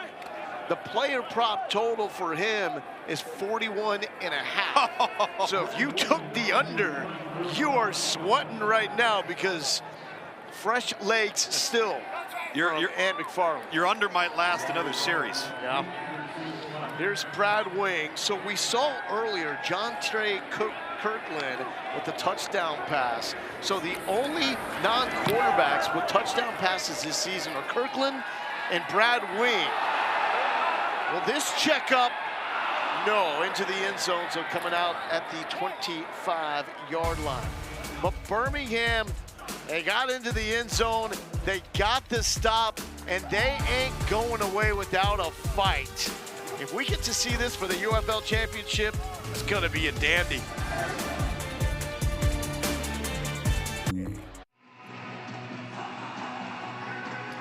We have 2 national cemeteries here in San Antonio. The San Antonio National Cemetery and Fort Sam Houston. That's why this weekend is so emotional here in the city of San Antonio, because our military community is such a key part of the fabric of the city. I can remember growing up and talking to so many people, when they found out I was from San Antonio, they would also bring up they were in San Antonio at one of the many numerous bases that we've had through the years. Kelly, Randolph, Lackland, Fort Sam, Camp Bullis. There's probably some that I'm leaving out because of the mergers and consolidation through the years, but this weekend is such an important weekend for our country, and specifically here inside the city of San Antonio. We appreciate all the sacrifices from our men and women in our armed forces. Amen, brother. And Eric, I know this is a special weekend for you and your family with their military background. Yeah, man, I appreciate that, and the privilege here just to, you know, represent that. My father serving, just retired this year, Air Force, 29 years, man. Wow. The unbelievable service that he did for this country. And my brother is a pilot in the Air Force, and a couple of cousins in the Army as well. So no doubt, never take it for granted, and always honor those that fall in sacrificing for us. Such an emotional weekend, as it should be. Here's another touch for Marlon Williams, the UCF Knight, picks up 5 yards. How important is this drive right here for Birmingham, now within striking distance? Well, the fact that they got the ball back, defense got off the field, momentum is clearly on their sideline. And the fact that you've got confidence now, right? You're kind of back to who you are. This was not the Birmingham team in the first half we had seen all year long. This looks like it right now. Martinez stepping up, looking sideline, he hits, almost floated it right into the hands of C.J. Marable. There's Skip Holtz. He's a front. Okay. There we go. There we go. Let's go Rio, A-N, Cleveland odd. Rio, A-N, Cleveland odd. Rio, A-N, Cleveland odd. Yeah, but he's got to push that guy for width, and then he's on the front side. He kept going all the way across. Looks like he went in.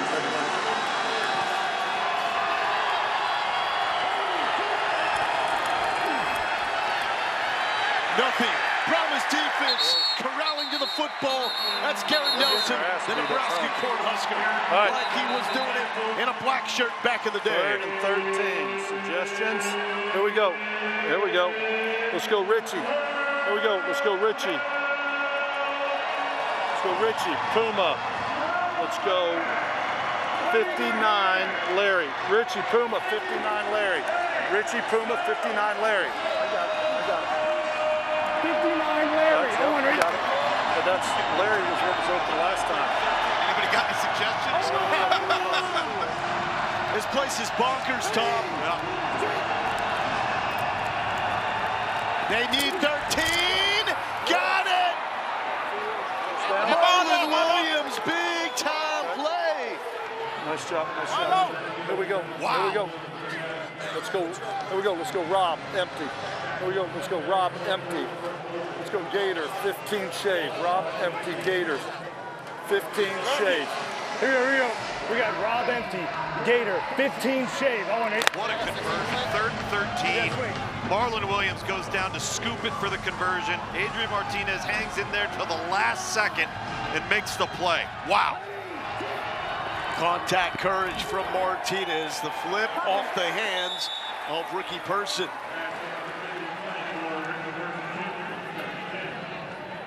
Now, when it left its hand, he knew it was going to be high. He knew it when it left his hand.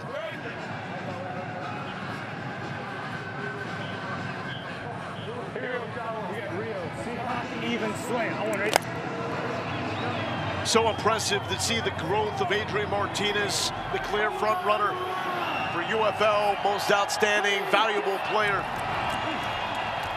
Feeling the pressure off the edge, gives it to C.J. Marable. And the Coastal Carolina standout picks up 6.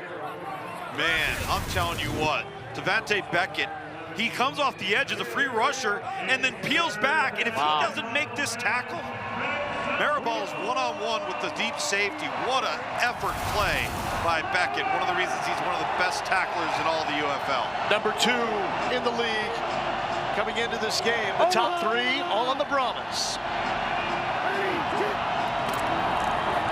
Need 4. Martinez got it last time to Williams. Trying to stay alive. And had to just get rid of that. Benjamin Victor was downfield, but the Brahmas defense holds. I just want to point out, we make a big deal of St. Louis and the crowd there, and they have been awesome. DC has been a really good crowd as well, but week by week inside the Alamo Dome, these fans have shown up and bought into this team and the league, Tom. No question, they're invested, they're showing up. It's a little bit more each and every time. San Antonio's got a home contest, and why not? You've got a lot to cheer about. We've got a playoff game before the playoffs right here on our hands, and a potential look at a possible championship matchup. The punt is away to Speedy Stevenson, and that will come out at the 25. And back in Birmingham, they're saying, don't forget about us. We know you're shirtless for the Stallions. We saw that a week ago. Birmingham, you get the love too. Let's keep doing this, folks.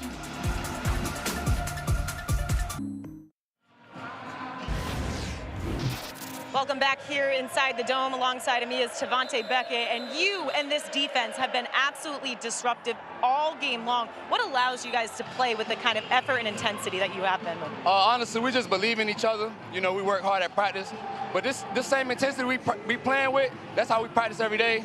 That's what we've been doing all season, and that's why we had the success we've had so far this year.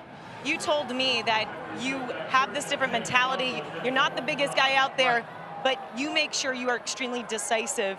What allows you to play with that mentality? Yes, man, I study a lot. You know, I study, and I also believe in myself. Confidence is everything. Back at home, we say I got the dog in me, so that's just kind of something that I carry in my game, regardless of size. Thanks, Devontae. Yes, ma'am. So Beckett had the chance to play for Dan Campbell and the Detroit Lions, and Campbell said, we love him. There's no thing that he really can't do on the football field. The issue is, though, he's got limitations with his size. Yeah. Can you hold up for the span of 18 weeks at that size? And unfortunately, that's just what he was blessed with, and he compensates with all of the other stuff: effort, decisiveness, competitive temperament. He can run. He can play in the kicking game, all of the things in the boxes that you want to check. There are not many dudes that fly around defensively like Devontae Beckett. There's Chase Garbers, and that one's batted down. What do you think of the way they handled the quarterback situation? Quentin Dormady getting the first 2 series, and it's been Garbers ever since. Well, I felt like once Garbers went into the game, it seemed like it brought a little bit of life, kind of a little bit of a fuse, because they started sustaining drives. And that's not a reflection necessarily on anything Quentin Dormady did wrong, but they sputtered a little bit early. He comes in the game, Chase Garbers, and they started getting some momentum, and I think you just got to stick that through. Big 3rd and 5 here for the Brahmas. And there is, and was, Kirkland. Looked like he kept his feet in bounds, just forgot the most important part, and that's the football. Well, that was so close. So close, right along the sideline right here. It's a pretty well-thrown football. Not a lot of real estate there. Ooh, just let that one come out of the basket. Yeah, and he was aware with his feet. Go ahead, Eric. He took his eyes off it just for a second. It's one of those, he's so open. You know, he thinks he's coming down with it. And he thought, like you said, Lowell, about those feet. You got to get that thing in there, man. You got to catch that ball. Concerning thing here for San Antonio is what happened last week. It was a 23 lead over Arlington early. Scored all 20 points in the first half and just held on. Have not scored here in the second half. Can they hold on against a team this good? And holding on to make the stop against Amari Rogers is Jordan Mosley, the Maryland Terrapin, and the leading tackler in this United Football League. We will wrap up week number 9 of the UFL tomorrow. DC and Memphis, 2:30 Eastern. Same with Michigan and Houston. Catch those games on Fox. Michigan knows they are in, and they will play the Birmingham Stallions for the USFL conference title. That game will be held in Birmingham.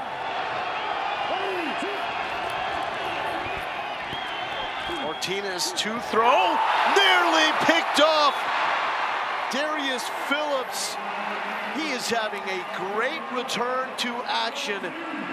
Man that's played 56 games in the NFL with 10 starts. So Adrian Martinez here is working flat curl concept, meaning he's got a flat route, he's got a curl. He looked to the flat, went to the curl, and then came back to the flat. That's the no-no. That little hesitation right there cost him, and very fortunate that it didn't cost him dearly.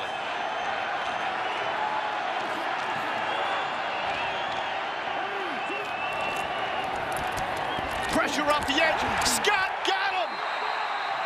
Delonte Scott giddy up to the SMU Mustang. He was the bell cow of this Brahmas defense a year ago, going in alone without his twin brother Mike this season. Long and lean off the edge on the left side right there. He comes upfield and then bends and dips the shoulder. That was just more of an effort play than anything else. Eric, as you're watching 7-6 there, where did he go wrong? Well, you know, he just was too high, man. When a guy can bend like that and get under you, especially being that tall, being 6'7", you got to play lower or get your hands on him faster. 3rd and 15. Sternberger underneath 4 yellow jerseys there, and that's going to bring out the punt team for the Stallions. I'll tell you one thing. These two teams are not giving an inch. You're going to have to earn it here today. There have been no gimmies outside of the double pass. Down to the back. Everything's going to be earned today, and it's going to be hard. Yeah. You know what I mean? Just take the back on the completion, and then on the 26, I mean, we got run by on the left end. We got beat. Yeah. We just manned up, and he got run by. Yep. Weidman to punt. And here is Speedy Stevenson.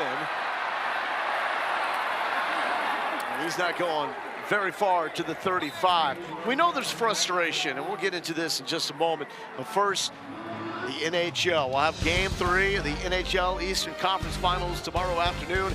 Panthers hosting the Rangers at 3 Eastern on ABC and ESPN+. Rangers tying the series in overtime Friday night. at Madison Square Garden. So we know there's some frustration there from Adrian Martinez, and I'm sure Skip Holtz is a little frustrated as well. But his demeanor on the sideline, how important is that? He just knows how to talk to quarterbacks. He knows how to gather information and get information from them based off of what they've seen. But when you listen to Skip Holtz each and every week, you're always going to hear some form of, hey, it's there, just take it. Or take what the defense gives you. He doesn't want to overcomplicate things. There's Anthony McFarland, and McFarland churning for 2. And McFarland has hit the over in that player prop of 41.5. There's also an anytime touchdown prop for him. Has not found the pay dirt quite yet. But there's still time. Under 1 minute left to go here in the third quarter. Tom, is this an example of A.J. Smith evolving as a play caller, understanding the job his defense is doing? That, and also I think doing a much better job of knowing his personnel and how to best implement it. And not forcing. There's Kirkland, had a drop on the sideline, and now has first down yardage. Here is the play caller, A.J. Smith. Take the quarter. There's no one to Euro there. And get your head around. Hey, AJ, take the quarter. Take the quarter. Take the quarter. Take the quarter. Yes, sir. Yes, sir. You can try to draw him offside. No, we're good. Hey, the adjustment is what we thought. Backside of trips, they're gonna start sending that wheel on what our defense calls is back wrap right there. They're just wrapping the wheel. So if you want to F move. So we heard A.J. Smith and Wade Phillips talking about taking the quarter. That means let's take it down till that clock strikes 0. And we go to the fourth quarter. What is on the line? How about Birmingham's 15-game winning streak? It hangs in the balance in the final 15, coming up from San Antonio. Meet.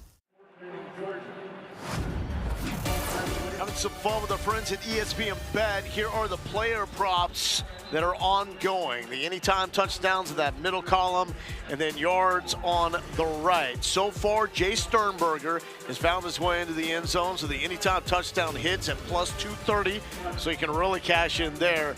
McFarland is over 41.5 rushing yards. That hits. Kirkland with 44.5. That has also hit. Martinez, as it stands right now, 146 through the air, so that is still within striking distance for Martinez to hit, as that prop set at 205.5. Fourth quarter.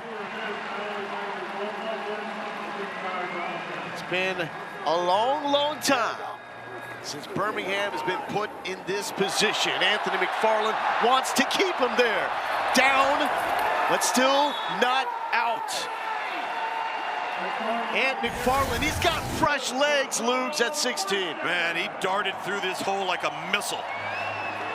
He's got such quick feet, so explosive. And again, a lot of contact there, but he keeps falling forward, gains an extra 2 or 3 yards. And what a way to start off this drive for San Antonio. And Luke, how about the size of that hole by the offensive line? I mean, they parted that Red Sea right there and just bam, like you said, shot out like a cannon. McFarland really helping out this offensive line. May 13th, 2023, week 5 of the USFL season. Last year, the last time that the Birmingham Stallions lost. It was against the Houston Gamblers, now the Houston Roughnecks. That's Lorenzo Burns running with Speedy Stevenson. The crowd here in the Dome didn't like it. Yeah, they're trying to run what we call the slot fade right here, which generally is going to give you an awful lot of room, but he really works himself over to the sideline too far. It's a poorly thrown football. I think Chase Garbers would like to tell Speedy, hey, keep that a little bit more vertical so I can fade you over to the sideline, create a little bit more room between you and the white. Garbers 15-21, going back to McFarland. Dance with who brung ya. Inside the 25. Give him 14. Once again, Emac, you said it in the offensive line. They do an outstanding job at the point of attack, but moreover, do a great job getting to the second level and then maintaining the stock blocks on the outside with the wideouts and allowing Anthony McFarland to do what he does best, explode through the line of scrimmage. Yeah, and I mean, you see that right there. He does not even get touched until he's 6 yards downfield. This offensive line is really turning up, and you can see it on the sideline from here on this opposite side, guys. They're just swinging their arms saying, let's keep going. 21 carries, 113 yards for the Brahmas. Here's another carry. Ellison brought down. And this goes against almost everything that Hal Mummy and Mike Leach came up with the air raid system. And we even heard A.J. Smith last year say, in this offense, we don't like to run the football. It's changed in a game like this. The ground raid. Yeah. The dirt raid, baby. Come on. The dirt raid, yeah. You know, late, great Mike Leach would have kicked A.J. Smith off the air raid bus had he witnessed this. But they're winning, and this gives them the best shot with the defense that is playing at the highest level in the UFL right now. Garbers, Alizé Mack, the Notre Dame Fighting Irish, going up and over for a couple of more yards. 12-yard pickup. He's got to be huge with Cody Latimer still on the sideline. So you got the token fake, and you bring the H and Alizé Mack across the line of scrimmage, cross face, outruns the defensive end. It's just an easy pitch and catch. No, you talk about balance. We talk about Mike Leach. You talk about the air raid, whether you're going to run it or not. It was Mike Leach that said balance is false. There's no such balance as continuing to do what's working. That's what balance is. I'm with you on that. Little inside pitch. Ball is out. Scoop. Score. Off to the races. Lorenzo Burns. No. Hold that thought. Burns is still looking for the end zone. He doesn't even know what's happening. But it's called incomplete.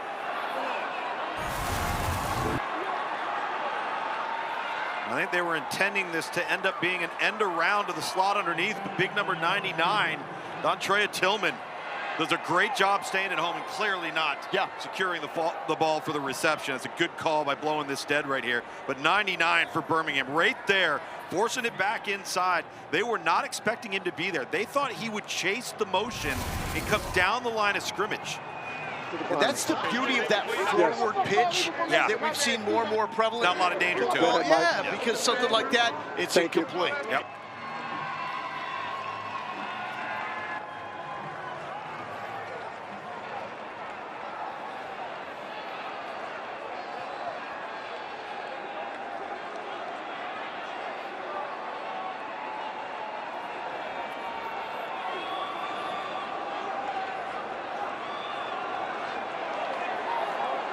And now we got some shoving going on.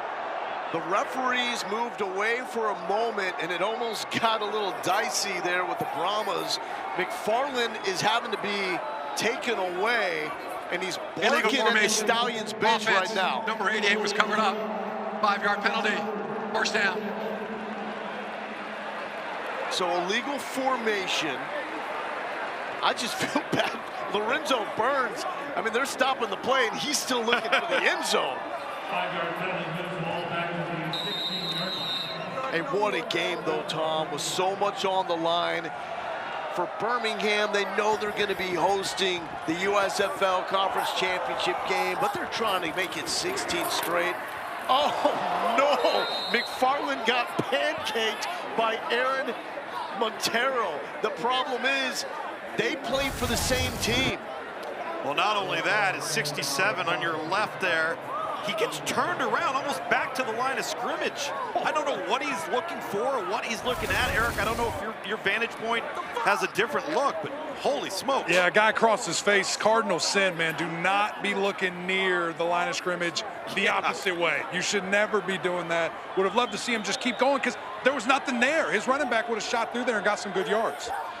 San Antonio playing for the right to host the XFL Conference Championship. McFarland, there's a flag down, but McFarland finds the end zone for 6. Let's sort this one out. Stallions are saying we're going the other way. And I have OPI on number 13. If this is what I think it is, this is going to be the same penalty 2 weeks in a row on the same player. Pass interference, offense, number 13. 10-yard penalty, second down. So it's on Kirkland, who had that pick play last week, shadow of the end zone a week ago. Correct. It was actually a touchdown that was called back. Now what Kirkland's doing, right there, hold on just 1 second. He's going to come in here and he's going to come in here and he's going to sit. And when he does so, he's illegally blocking him right there. You can see it. Now, there's one of two ways you can run this legally. You run to your spot before you come in contact and you turn and show the quarterback your numbers, or you run a route and cross face and rub shoulders with the defender and continue on your route. Jontre Kirkland didn't do either. Had the ball at the 11, now they're backed up, and a standout defensive play by DeAndre Tillman, making the stop out of D2, Indiana, Pennsylvania. We literally spoke with A.J. Smith about this. I said, how are we teaching this? Why would he have played that like he did last week against Arlington? And A.J. Smith just shook his head. But now we see it right there once again. And boy, where would they have had the football? Inside the 5. And in a game like this, it's a 3-point game when you're trying to knock off the back-to-back USFL champ, who has been a juggernaut. It's the details like that that matter. Yeah, they absolutely do. And it's just little coaching points. He knows better. That's why it's so shocking to see this happen to the same player 2 weeks in a row. First church timeout. San Antonio. Timeout.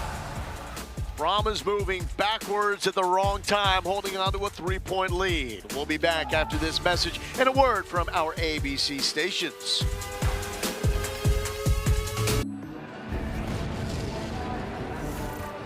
All right, so Chase Garbers just returns this week from a wrist injury. We saw this moments ago. Watch what happens with Morgan Ellison, his running back, walking over, and it looks like right there he could have stepped on Garber. He sniped him. We've all been there, man. He got him right on the back of the Achilles right there where it hits the ankle bone. It's like, come on, man. The worst. McGarbers has taken control of this offense from Quentin Dormady. We'll give him some credit. Dormady did a fantastic job leading this Brahmas team to a 4-1 mark as their starting quarterback, but now it is Garber's show on 3rd and 26. They had it at the 11-yard line. They've moved back every snap since. Garbers to Landon Akers. Oh my goodness. Akers is gonna draw the flag. It came out late, but it still went flying. This could be the call of the game. To see Chase Garbers here look to his left a little bit and then come back, try to hit the seam route down the middle of the field. Well, I don't know. I think that's more of a collision between two Birmingham defenders. I think it's after the play, Tom. It's after the play. You're right. Number 24 right there. After the play, personal foul, unnecessary roughness, defense, number 24, 15-yard penalty, first down.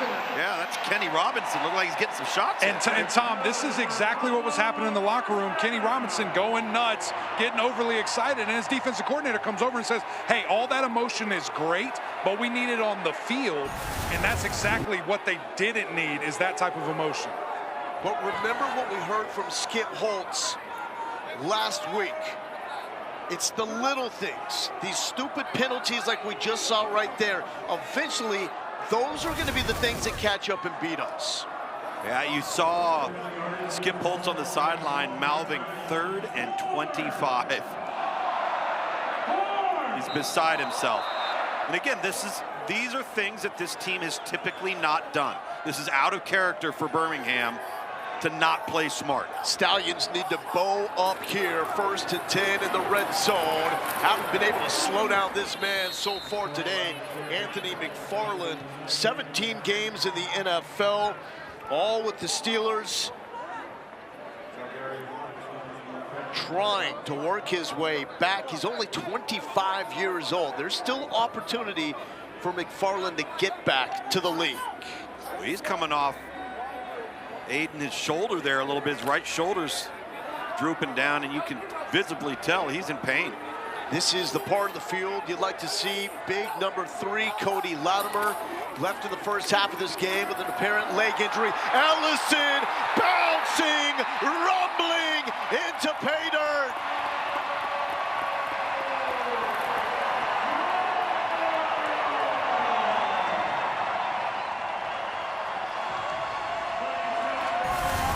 Terrific example of Morgan Ellison and patience at the point of attack.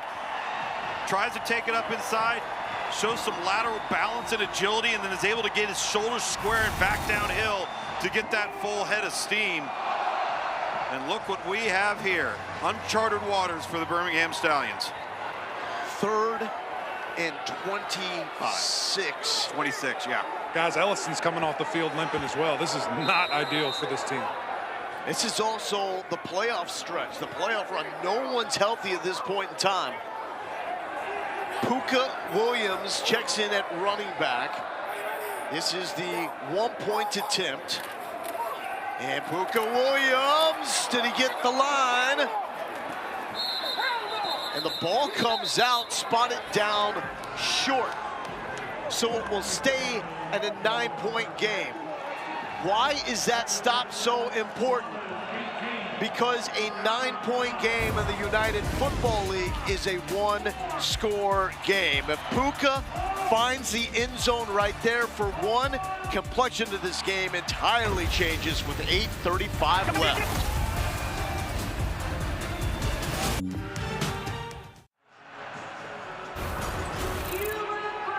We're back, and so is this guy, quarterback Chase Garbers. 16 of 22, 139 yards in your first game back. First of all, how do you feel? Well, it feels good to be back out here with the guys. You know, it's been a long time coming, but game's not over yet. We still got to put some points up on the board, but overall feel good. One thing your OC told us before this is you have the ability to see plays before it happen. When you're able to be in the red zone, what goes through your mind and how are you able to do that? It just goes back to game planning, you know, all the possibilities that they could bring at us at defense and our answers for that. You know, ultimately we got to get in the red zone every time we step on the field, so we're trying to do that. Good work so far, thanks. Thank you. Chase Garbers, Cal Golden Bear, welcome back to him. There's Gary Jennings. Stallions trying to bounce it out, get something going. Some good special teams on kick coverage by both sides so far today. Well, next Saturday, here's what we got on tap. The final week of the regular season in the United Football League. Michigan and Birmingham, 2 Eastern on ESPN. Then they'll play the following week for the USFL title, right, to play for the UFL championship. And San Antonio and St. Louis, 4 Eastern on Fox. Winner of that game will also host, and then on Sunday, Arlington, D.C. on ABC, Houston and Memphis on Fox. Just think about the importance of this game for San Antonio. Yeah. The one place you do not want to go is St. Louis, as that's a pitch and catch strike to Dion Kane. That is probably the biggest home field advantage in the United Football League. And after Arlington beat St. Louis earlier today, even if the Stallions come back and beat San Antonio, the Brahmas know we just have to win in St. Louis and we host the playoffs, not having to go back to the Dome. It would be huge. And again, you look at the records of these teams, 8-0, 6-2, none of it matters. Only thing that matters is the next 4 weeks. Yeah. Martinez is drugged down. Jalen Twyman. He was a 6th-round pick of the Vikings, but did not get the taste of NFL action. We'll explain why here in a bit.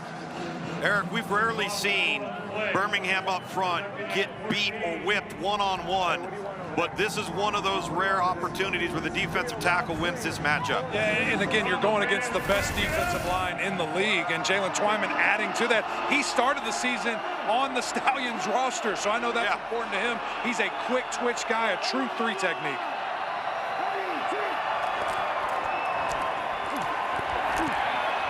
Martinez into a tight window to Jay Sternberger, who keeps fighting to the 50-yard line. But going back to Twyman, he's a 6th-round pick out of Pitt to the Minnesota Vikings. In the summer before his rookie year, he goes back to Washington, D.C., his hometown, to visit his aunt. He is shot 4 times. Still was able to report to camp, but never ultimately got healthy enough from those gunshot wounds to have a shot in the NFL. Well, you can see one of them right there on his arm. On his right arm there, right at the top of his bicep. Ready, 3rd and 4, this place is bouncing. Martinez overthrowing Deon Cain. And the Brahmas hold on 4th and 4. And putting that sword back is Darius Phillips. He's been huge in his return.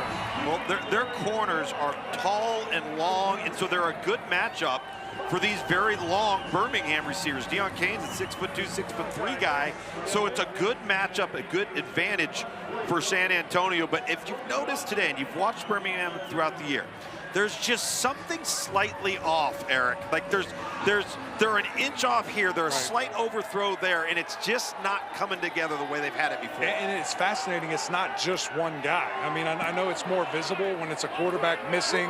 Maybe he's throwing it inside, it needs to be outside. Maybe it's a little too high. Or an offensive lineman not being in the right spot. When I was in the locker room just hearing from Coach, that's what he said. He said, guys, I can rattle off 1, 2, 3, 4, 5 things that just a different guy on a different play, we can't win that way. We have to worry about us. This is so intriguing to me here, fellas. We got 5:49 left. It is a 1-score game. How much does A.J. Smith push it and live up to his pedigree as an all-out offensive machine? And how much does he hit the brakes and try to kill the clock here? Yeah, I think the answer is that's how healthy are these 2 running backs? Because if he can do it, he's going to grind this out and go 5-minute offense. Here's Morgan Ellison, patience with the carry, loses his footing. Let's check in with A.J. Smith. Hey, Puka, go. Puka, go. One Puka. All right, here we go. Strong right, Denver slip. Strong right, Denver slip. Read it. They're going to run it again. This time we're... So now Puka Williams is getting carries at running back. We saw on the last drive, Anthony McFarland slammed his helmet in frustration and has not returned to the field since that play. Here is Williams, who is so dangerous and elusive in the open field, taking it to about the 14-yard line, 4-yard pickup. The one thing you become a little concerned about with Puka Williams is he's vastly undersized and he's not used to playing in traffic, securing the football. You don't want that ball getting swiped at, getting stripped from him. You'd love to see 41 come back in. So far, they're not allowing him to do it. He was very emotional on the sideline as well, so it may not just be out of punishment for tossing the helmet. It may be to allow him to recover. Yeah, this is by design. This is the San Antonio coaching staff saying we have much more important things in front of us, bud.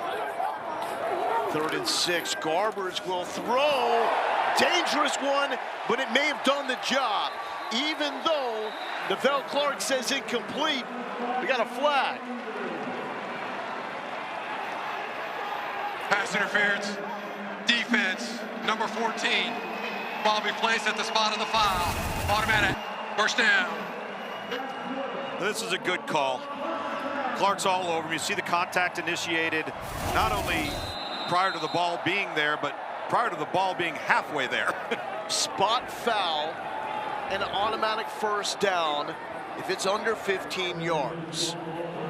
If it's over 15 yards, it's a 15-yard penalty and auto first down. However, if it's deemed downfield and intentional, it then is a spot foul at more than 15 yards. Ellison, nowhere to go. It's a loss of a yard. Jonathan Garvin, the Miami Hurricane, with the stop. We're also under 5 minutes, so now Mike Pereira inside the U.S. Army Command Center has the ability to stop the game and review anything that may have been missed that could alter the outcome of this game. Yep, paying extra special attention right now. Still have the super challenge for Birmingham. 3 timeouts. They've managed the timeout and the clock well. They just got to get the ball back. Ellison, good blocking right side. Was that a hold? Yes, it was. A clear hold on the right side by Chuck Filiaga out of Minnesota. And once he got engaged with him, he couldn't let go. Holding, offense, number 77. 10-yard penalty, second down. That looked like an Eric McLean blocking technique. Huh. He never did that. He never did that. Way too fast. I wouldn't have been out there that fast. I would have never got called for holding. We've got 2 of the better offensive lines on display here in the United Football League. Eric, they can't frame you if you ain't in the picture, right? Exactly. You know my strategy. That clock is ticking down.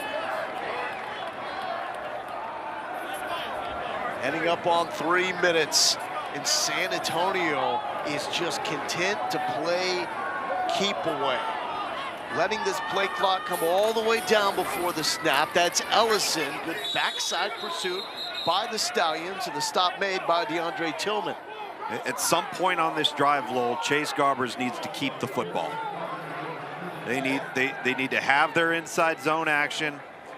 Let it ride like you're going to give it, and then keep it, get forward yards, and get down on the ground.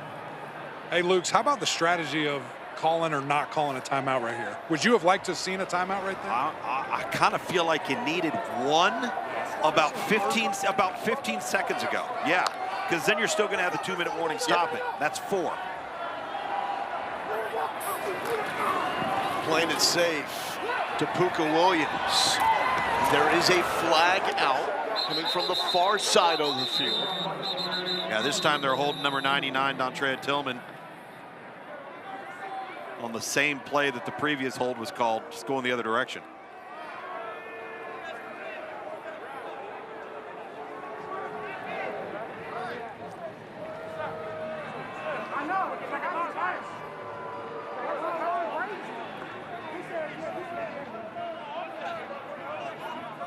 Holding, offense, number 67. That penalty's declined. Results of the play, 4th down. So that was called on Aaron Montero out of Boston College.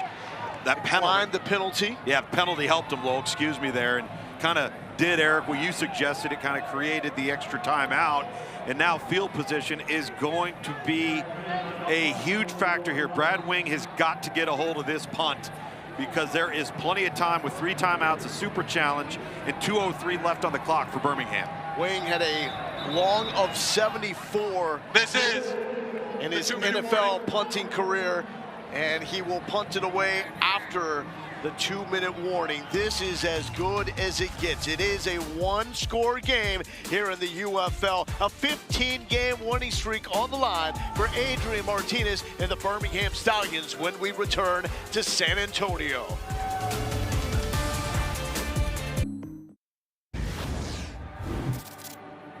You got the ball to win the game, brother. What's going through your head? Go execute. Same thing as the whole rest of the game. It's on us. Not about what they're doing, about what we're doing. Love that, brother. Thank you. 2 minutes remain here in San Antonio. The Brahmas fighting to host the XFL Conference Championship game in this building. The Stallions trying to make it 16 straight wins. Something has to give. First things first, Brad Wing, longtime NFL punter, has to get this off clean. Amari Rogers out of Clemson, deep, and this is a boomer! Rogers going back! Wow! Landon Akers downing it inside the 25! Unreal! After we had just talked about how important it is that Brad Wing gets a hold of one, that ball turned over and carried like it was shot out of a cannon. He had a long as 74 in the NFL, and that one from 64. This changes everything for the Stallions here. Guys, at halftime, I'm talking with Wing, just chopping it up with him. He said, if I could just punt the freaking ball, we'd be in a better spot. How about that for time? 150 remains. Stallions with 3 timeouts left and their super challenge. That's how you start the drive, Amari Rogers. Keep in mind, because you can go for a 3-point conversion after a touchdown, this is a 1-possession game. Down there! Omaha! Omaha! Ready! Look to the sideline, miscommunication, and he had Kevin Austin. I don't understand how Kevin Austin got turned around the opposite direction. There was some contact about 5 yards downfield, and he turns and faces the sideline as opposed to turning back and looking inside to the quarterback. I don't know what he was thinking right there. Here we go. Rob Flo, Florida, 27. I want right. Also in the 4th quarter, if you are trailing or tied after a touchdown, you can elect to go for a 4th and 12 conversion to keep the ball. Martinez, elusive, Houdini, still up, breaking out of chains, breaking out of tackles, taking it to the 45-yard line, 16 yards for the league's leading rusher. Boy, this was close. He almost held on to it for slightly too long. Smart not to throw the ball into harm's way. A lot of yellow jerseys on the back end there, and then does what he does best when things break down. 49, Toby. 49. Yeah. Omaha. Ready. Movement on the right side. That's going to be a false start on the Stallions. Chalk that up to the crowd here in the Alamo Dome. I think 3 of them moved, Lowell. Right tackle, right guard, left guard.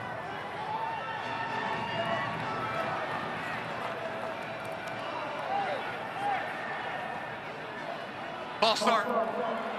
Offense. Number 63. 5-yard penalty. First down. There is no 10-second runoff as Birmingham is elected to take a timeout. 30 seconds. We're not huddling. You go to the field. Yeah. Okay, well then don't huddle. You know what I mean? It's too loud for everyone to hear. But what we got to do, just be a little bit of a tight alignment, but don't huddle.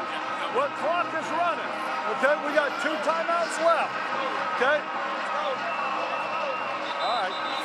Coverage-wise. Huh? Really? All right, here we go. Let's go, Rob. Hey, here we go. Let's go, Rob. Let's go, Rob. Atlanta, 27 pump. Rob, Atlanta, 27 pump. Here we go. We got Rob, Atlanta, 27 pump. I want it.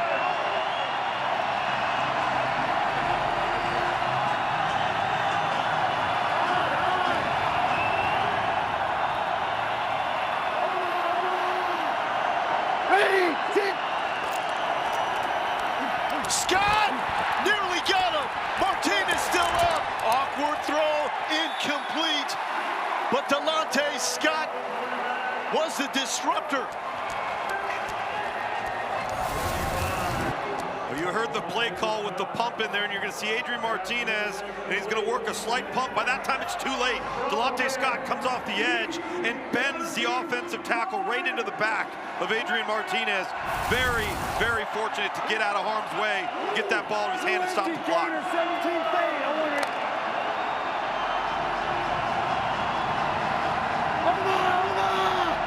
Ready.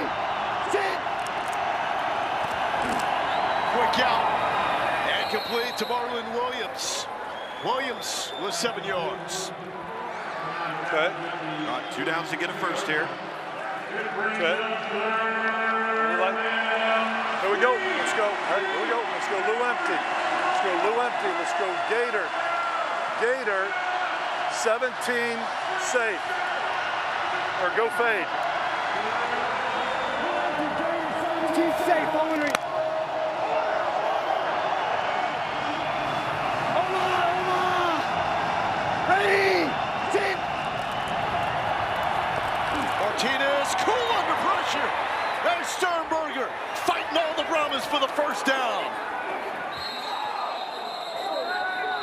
Look at that athlete. Unbelievable they blew that dead. Unbelievable. I'm just. You want the big guy touchdown, if you will. You know what I noticed pre-snap there, guys? As soon as coach called that play, Martinez tapped Sternberger, and I think he was saying, I'm coming to you, brother, get ready. Well, he pumped to the flat to his left hard to move the defense with the pump in his eyes to come back over the middle to Sternberger. You're right. Stallion needs the score and a three-point conversion. That stays in bounds. Birmingham is going to have to use one of the final 2 timeouts. Second charge timeout. Birmingham.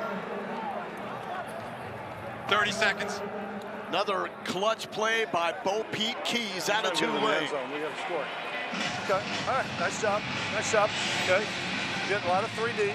Yeah. 3D. Thinking. Playing off, rallying right now, but. Yep. Thinking 48. Let's do it. Okay. You want 48 stop or you want 48? 48. Huh? 48. Okay. With where we are, you want? Let's go. Hey, let's go. I'm gonna go Rio. Got the Rio, Beather, and Rob, right? Rio. So Tom said they're getting a lot of 3 deep. Yeah. No. It's going to be coverage. Rio. So you're going to see the 3 high zones. Safety of the 2 corners are responsible for the deep thirds of the field. Everybody else is responsible for their zone. And then you heard Adrian Martinez say, we're going to rally to they're rallying to the ball. That's fine. Get the ball out. Let them rally.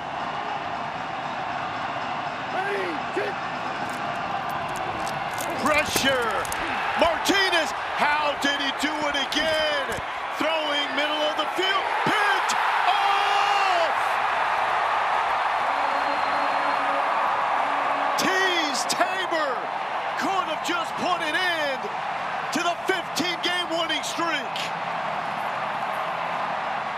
Pandemonium here inside the Alamo Dome.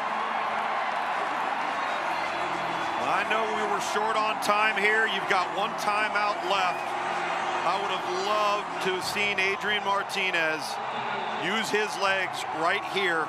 He was one-on-one with a front 7 defender in space that was not going to be capable of running him down. Watch him when he comes out, gets out of trouble here.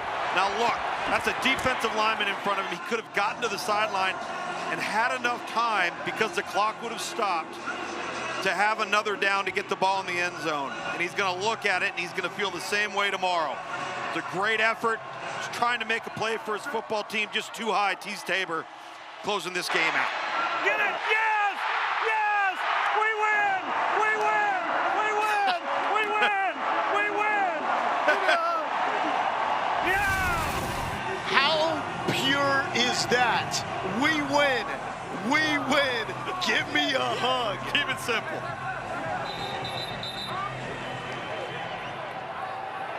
Wow. He loves the game of football. He is a legend, Wade Phillips, and wants to keep going. 22 seconds remaining. Tabor playing with the Seahawks just last season, and comes up with the defensive play of the game for the Brahmas. There is a flag down.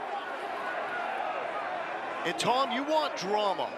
These last 2 weeks of the regular season are delivering everything you could want. Sure. I think most people felt it was a foregone conclusion that XFL Conference Championship game would be held inside the Dome in St. Louis. But it could be here. But with that Arlington upset earlier today, that changes everything, and another flag is out. Yeah, some extracurriculars, some heated exchanges here. It gets emotional, man. You're so excited if you're San Antonio.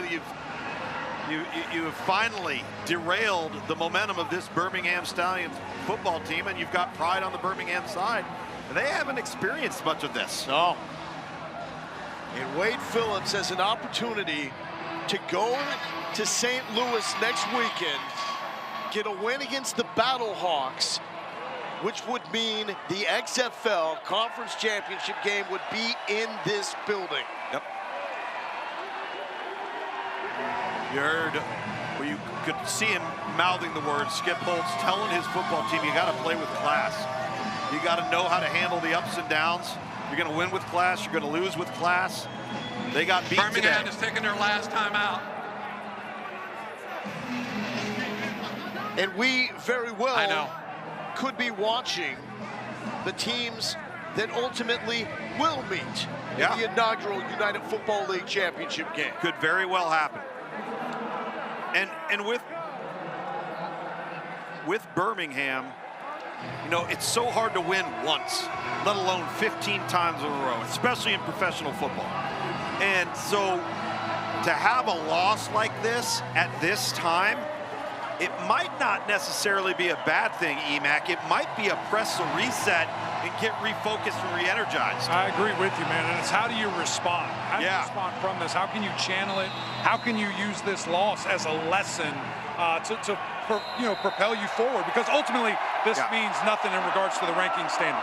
When you don't have the weight of the streak on your shoulders anymore, it's over. You're trying to be 1-0 next week. Wade Phillips has done it. He has brought it in to the Birmingham Stallions' 15-game winning streak.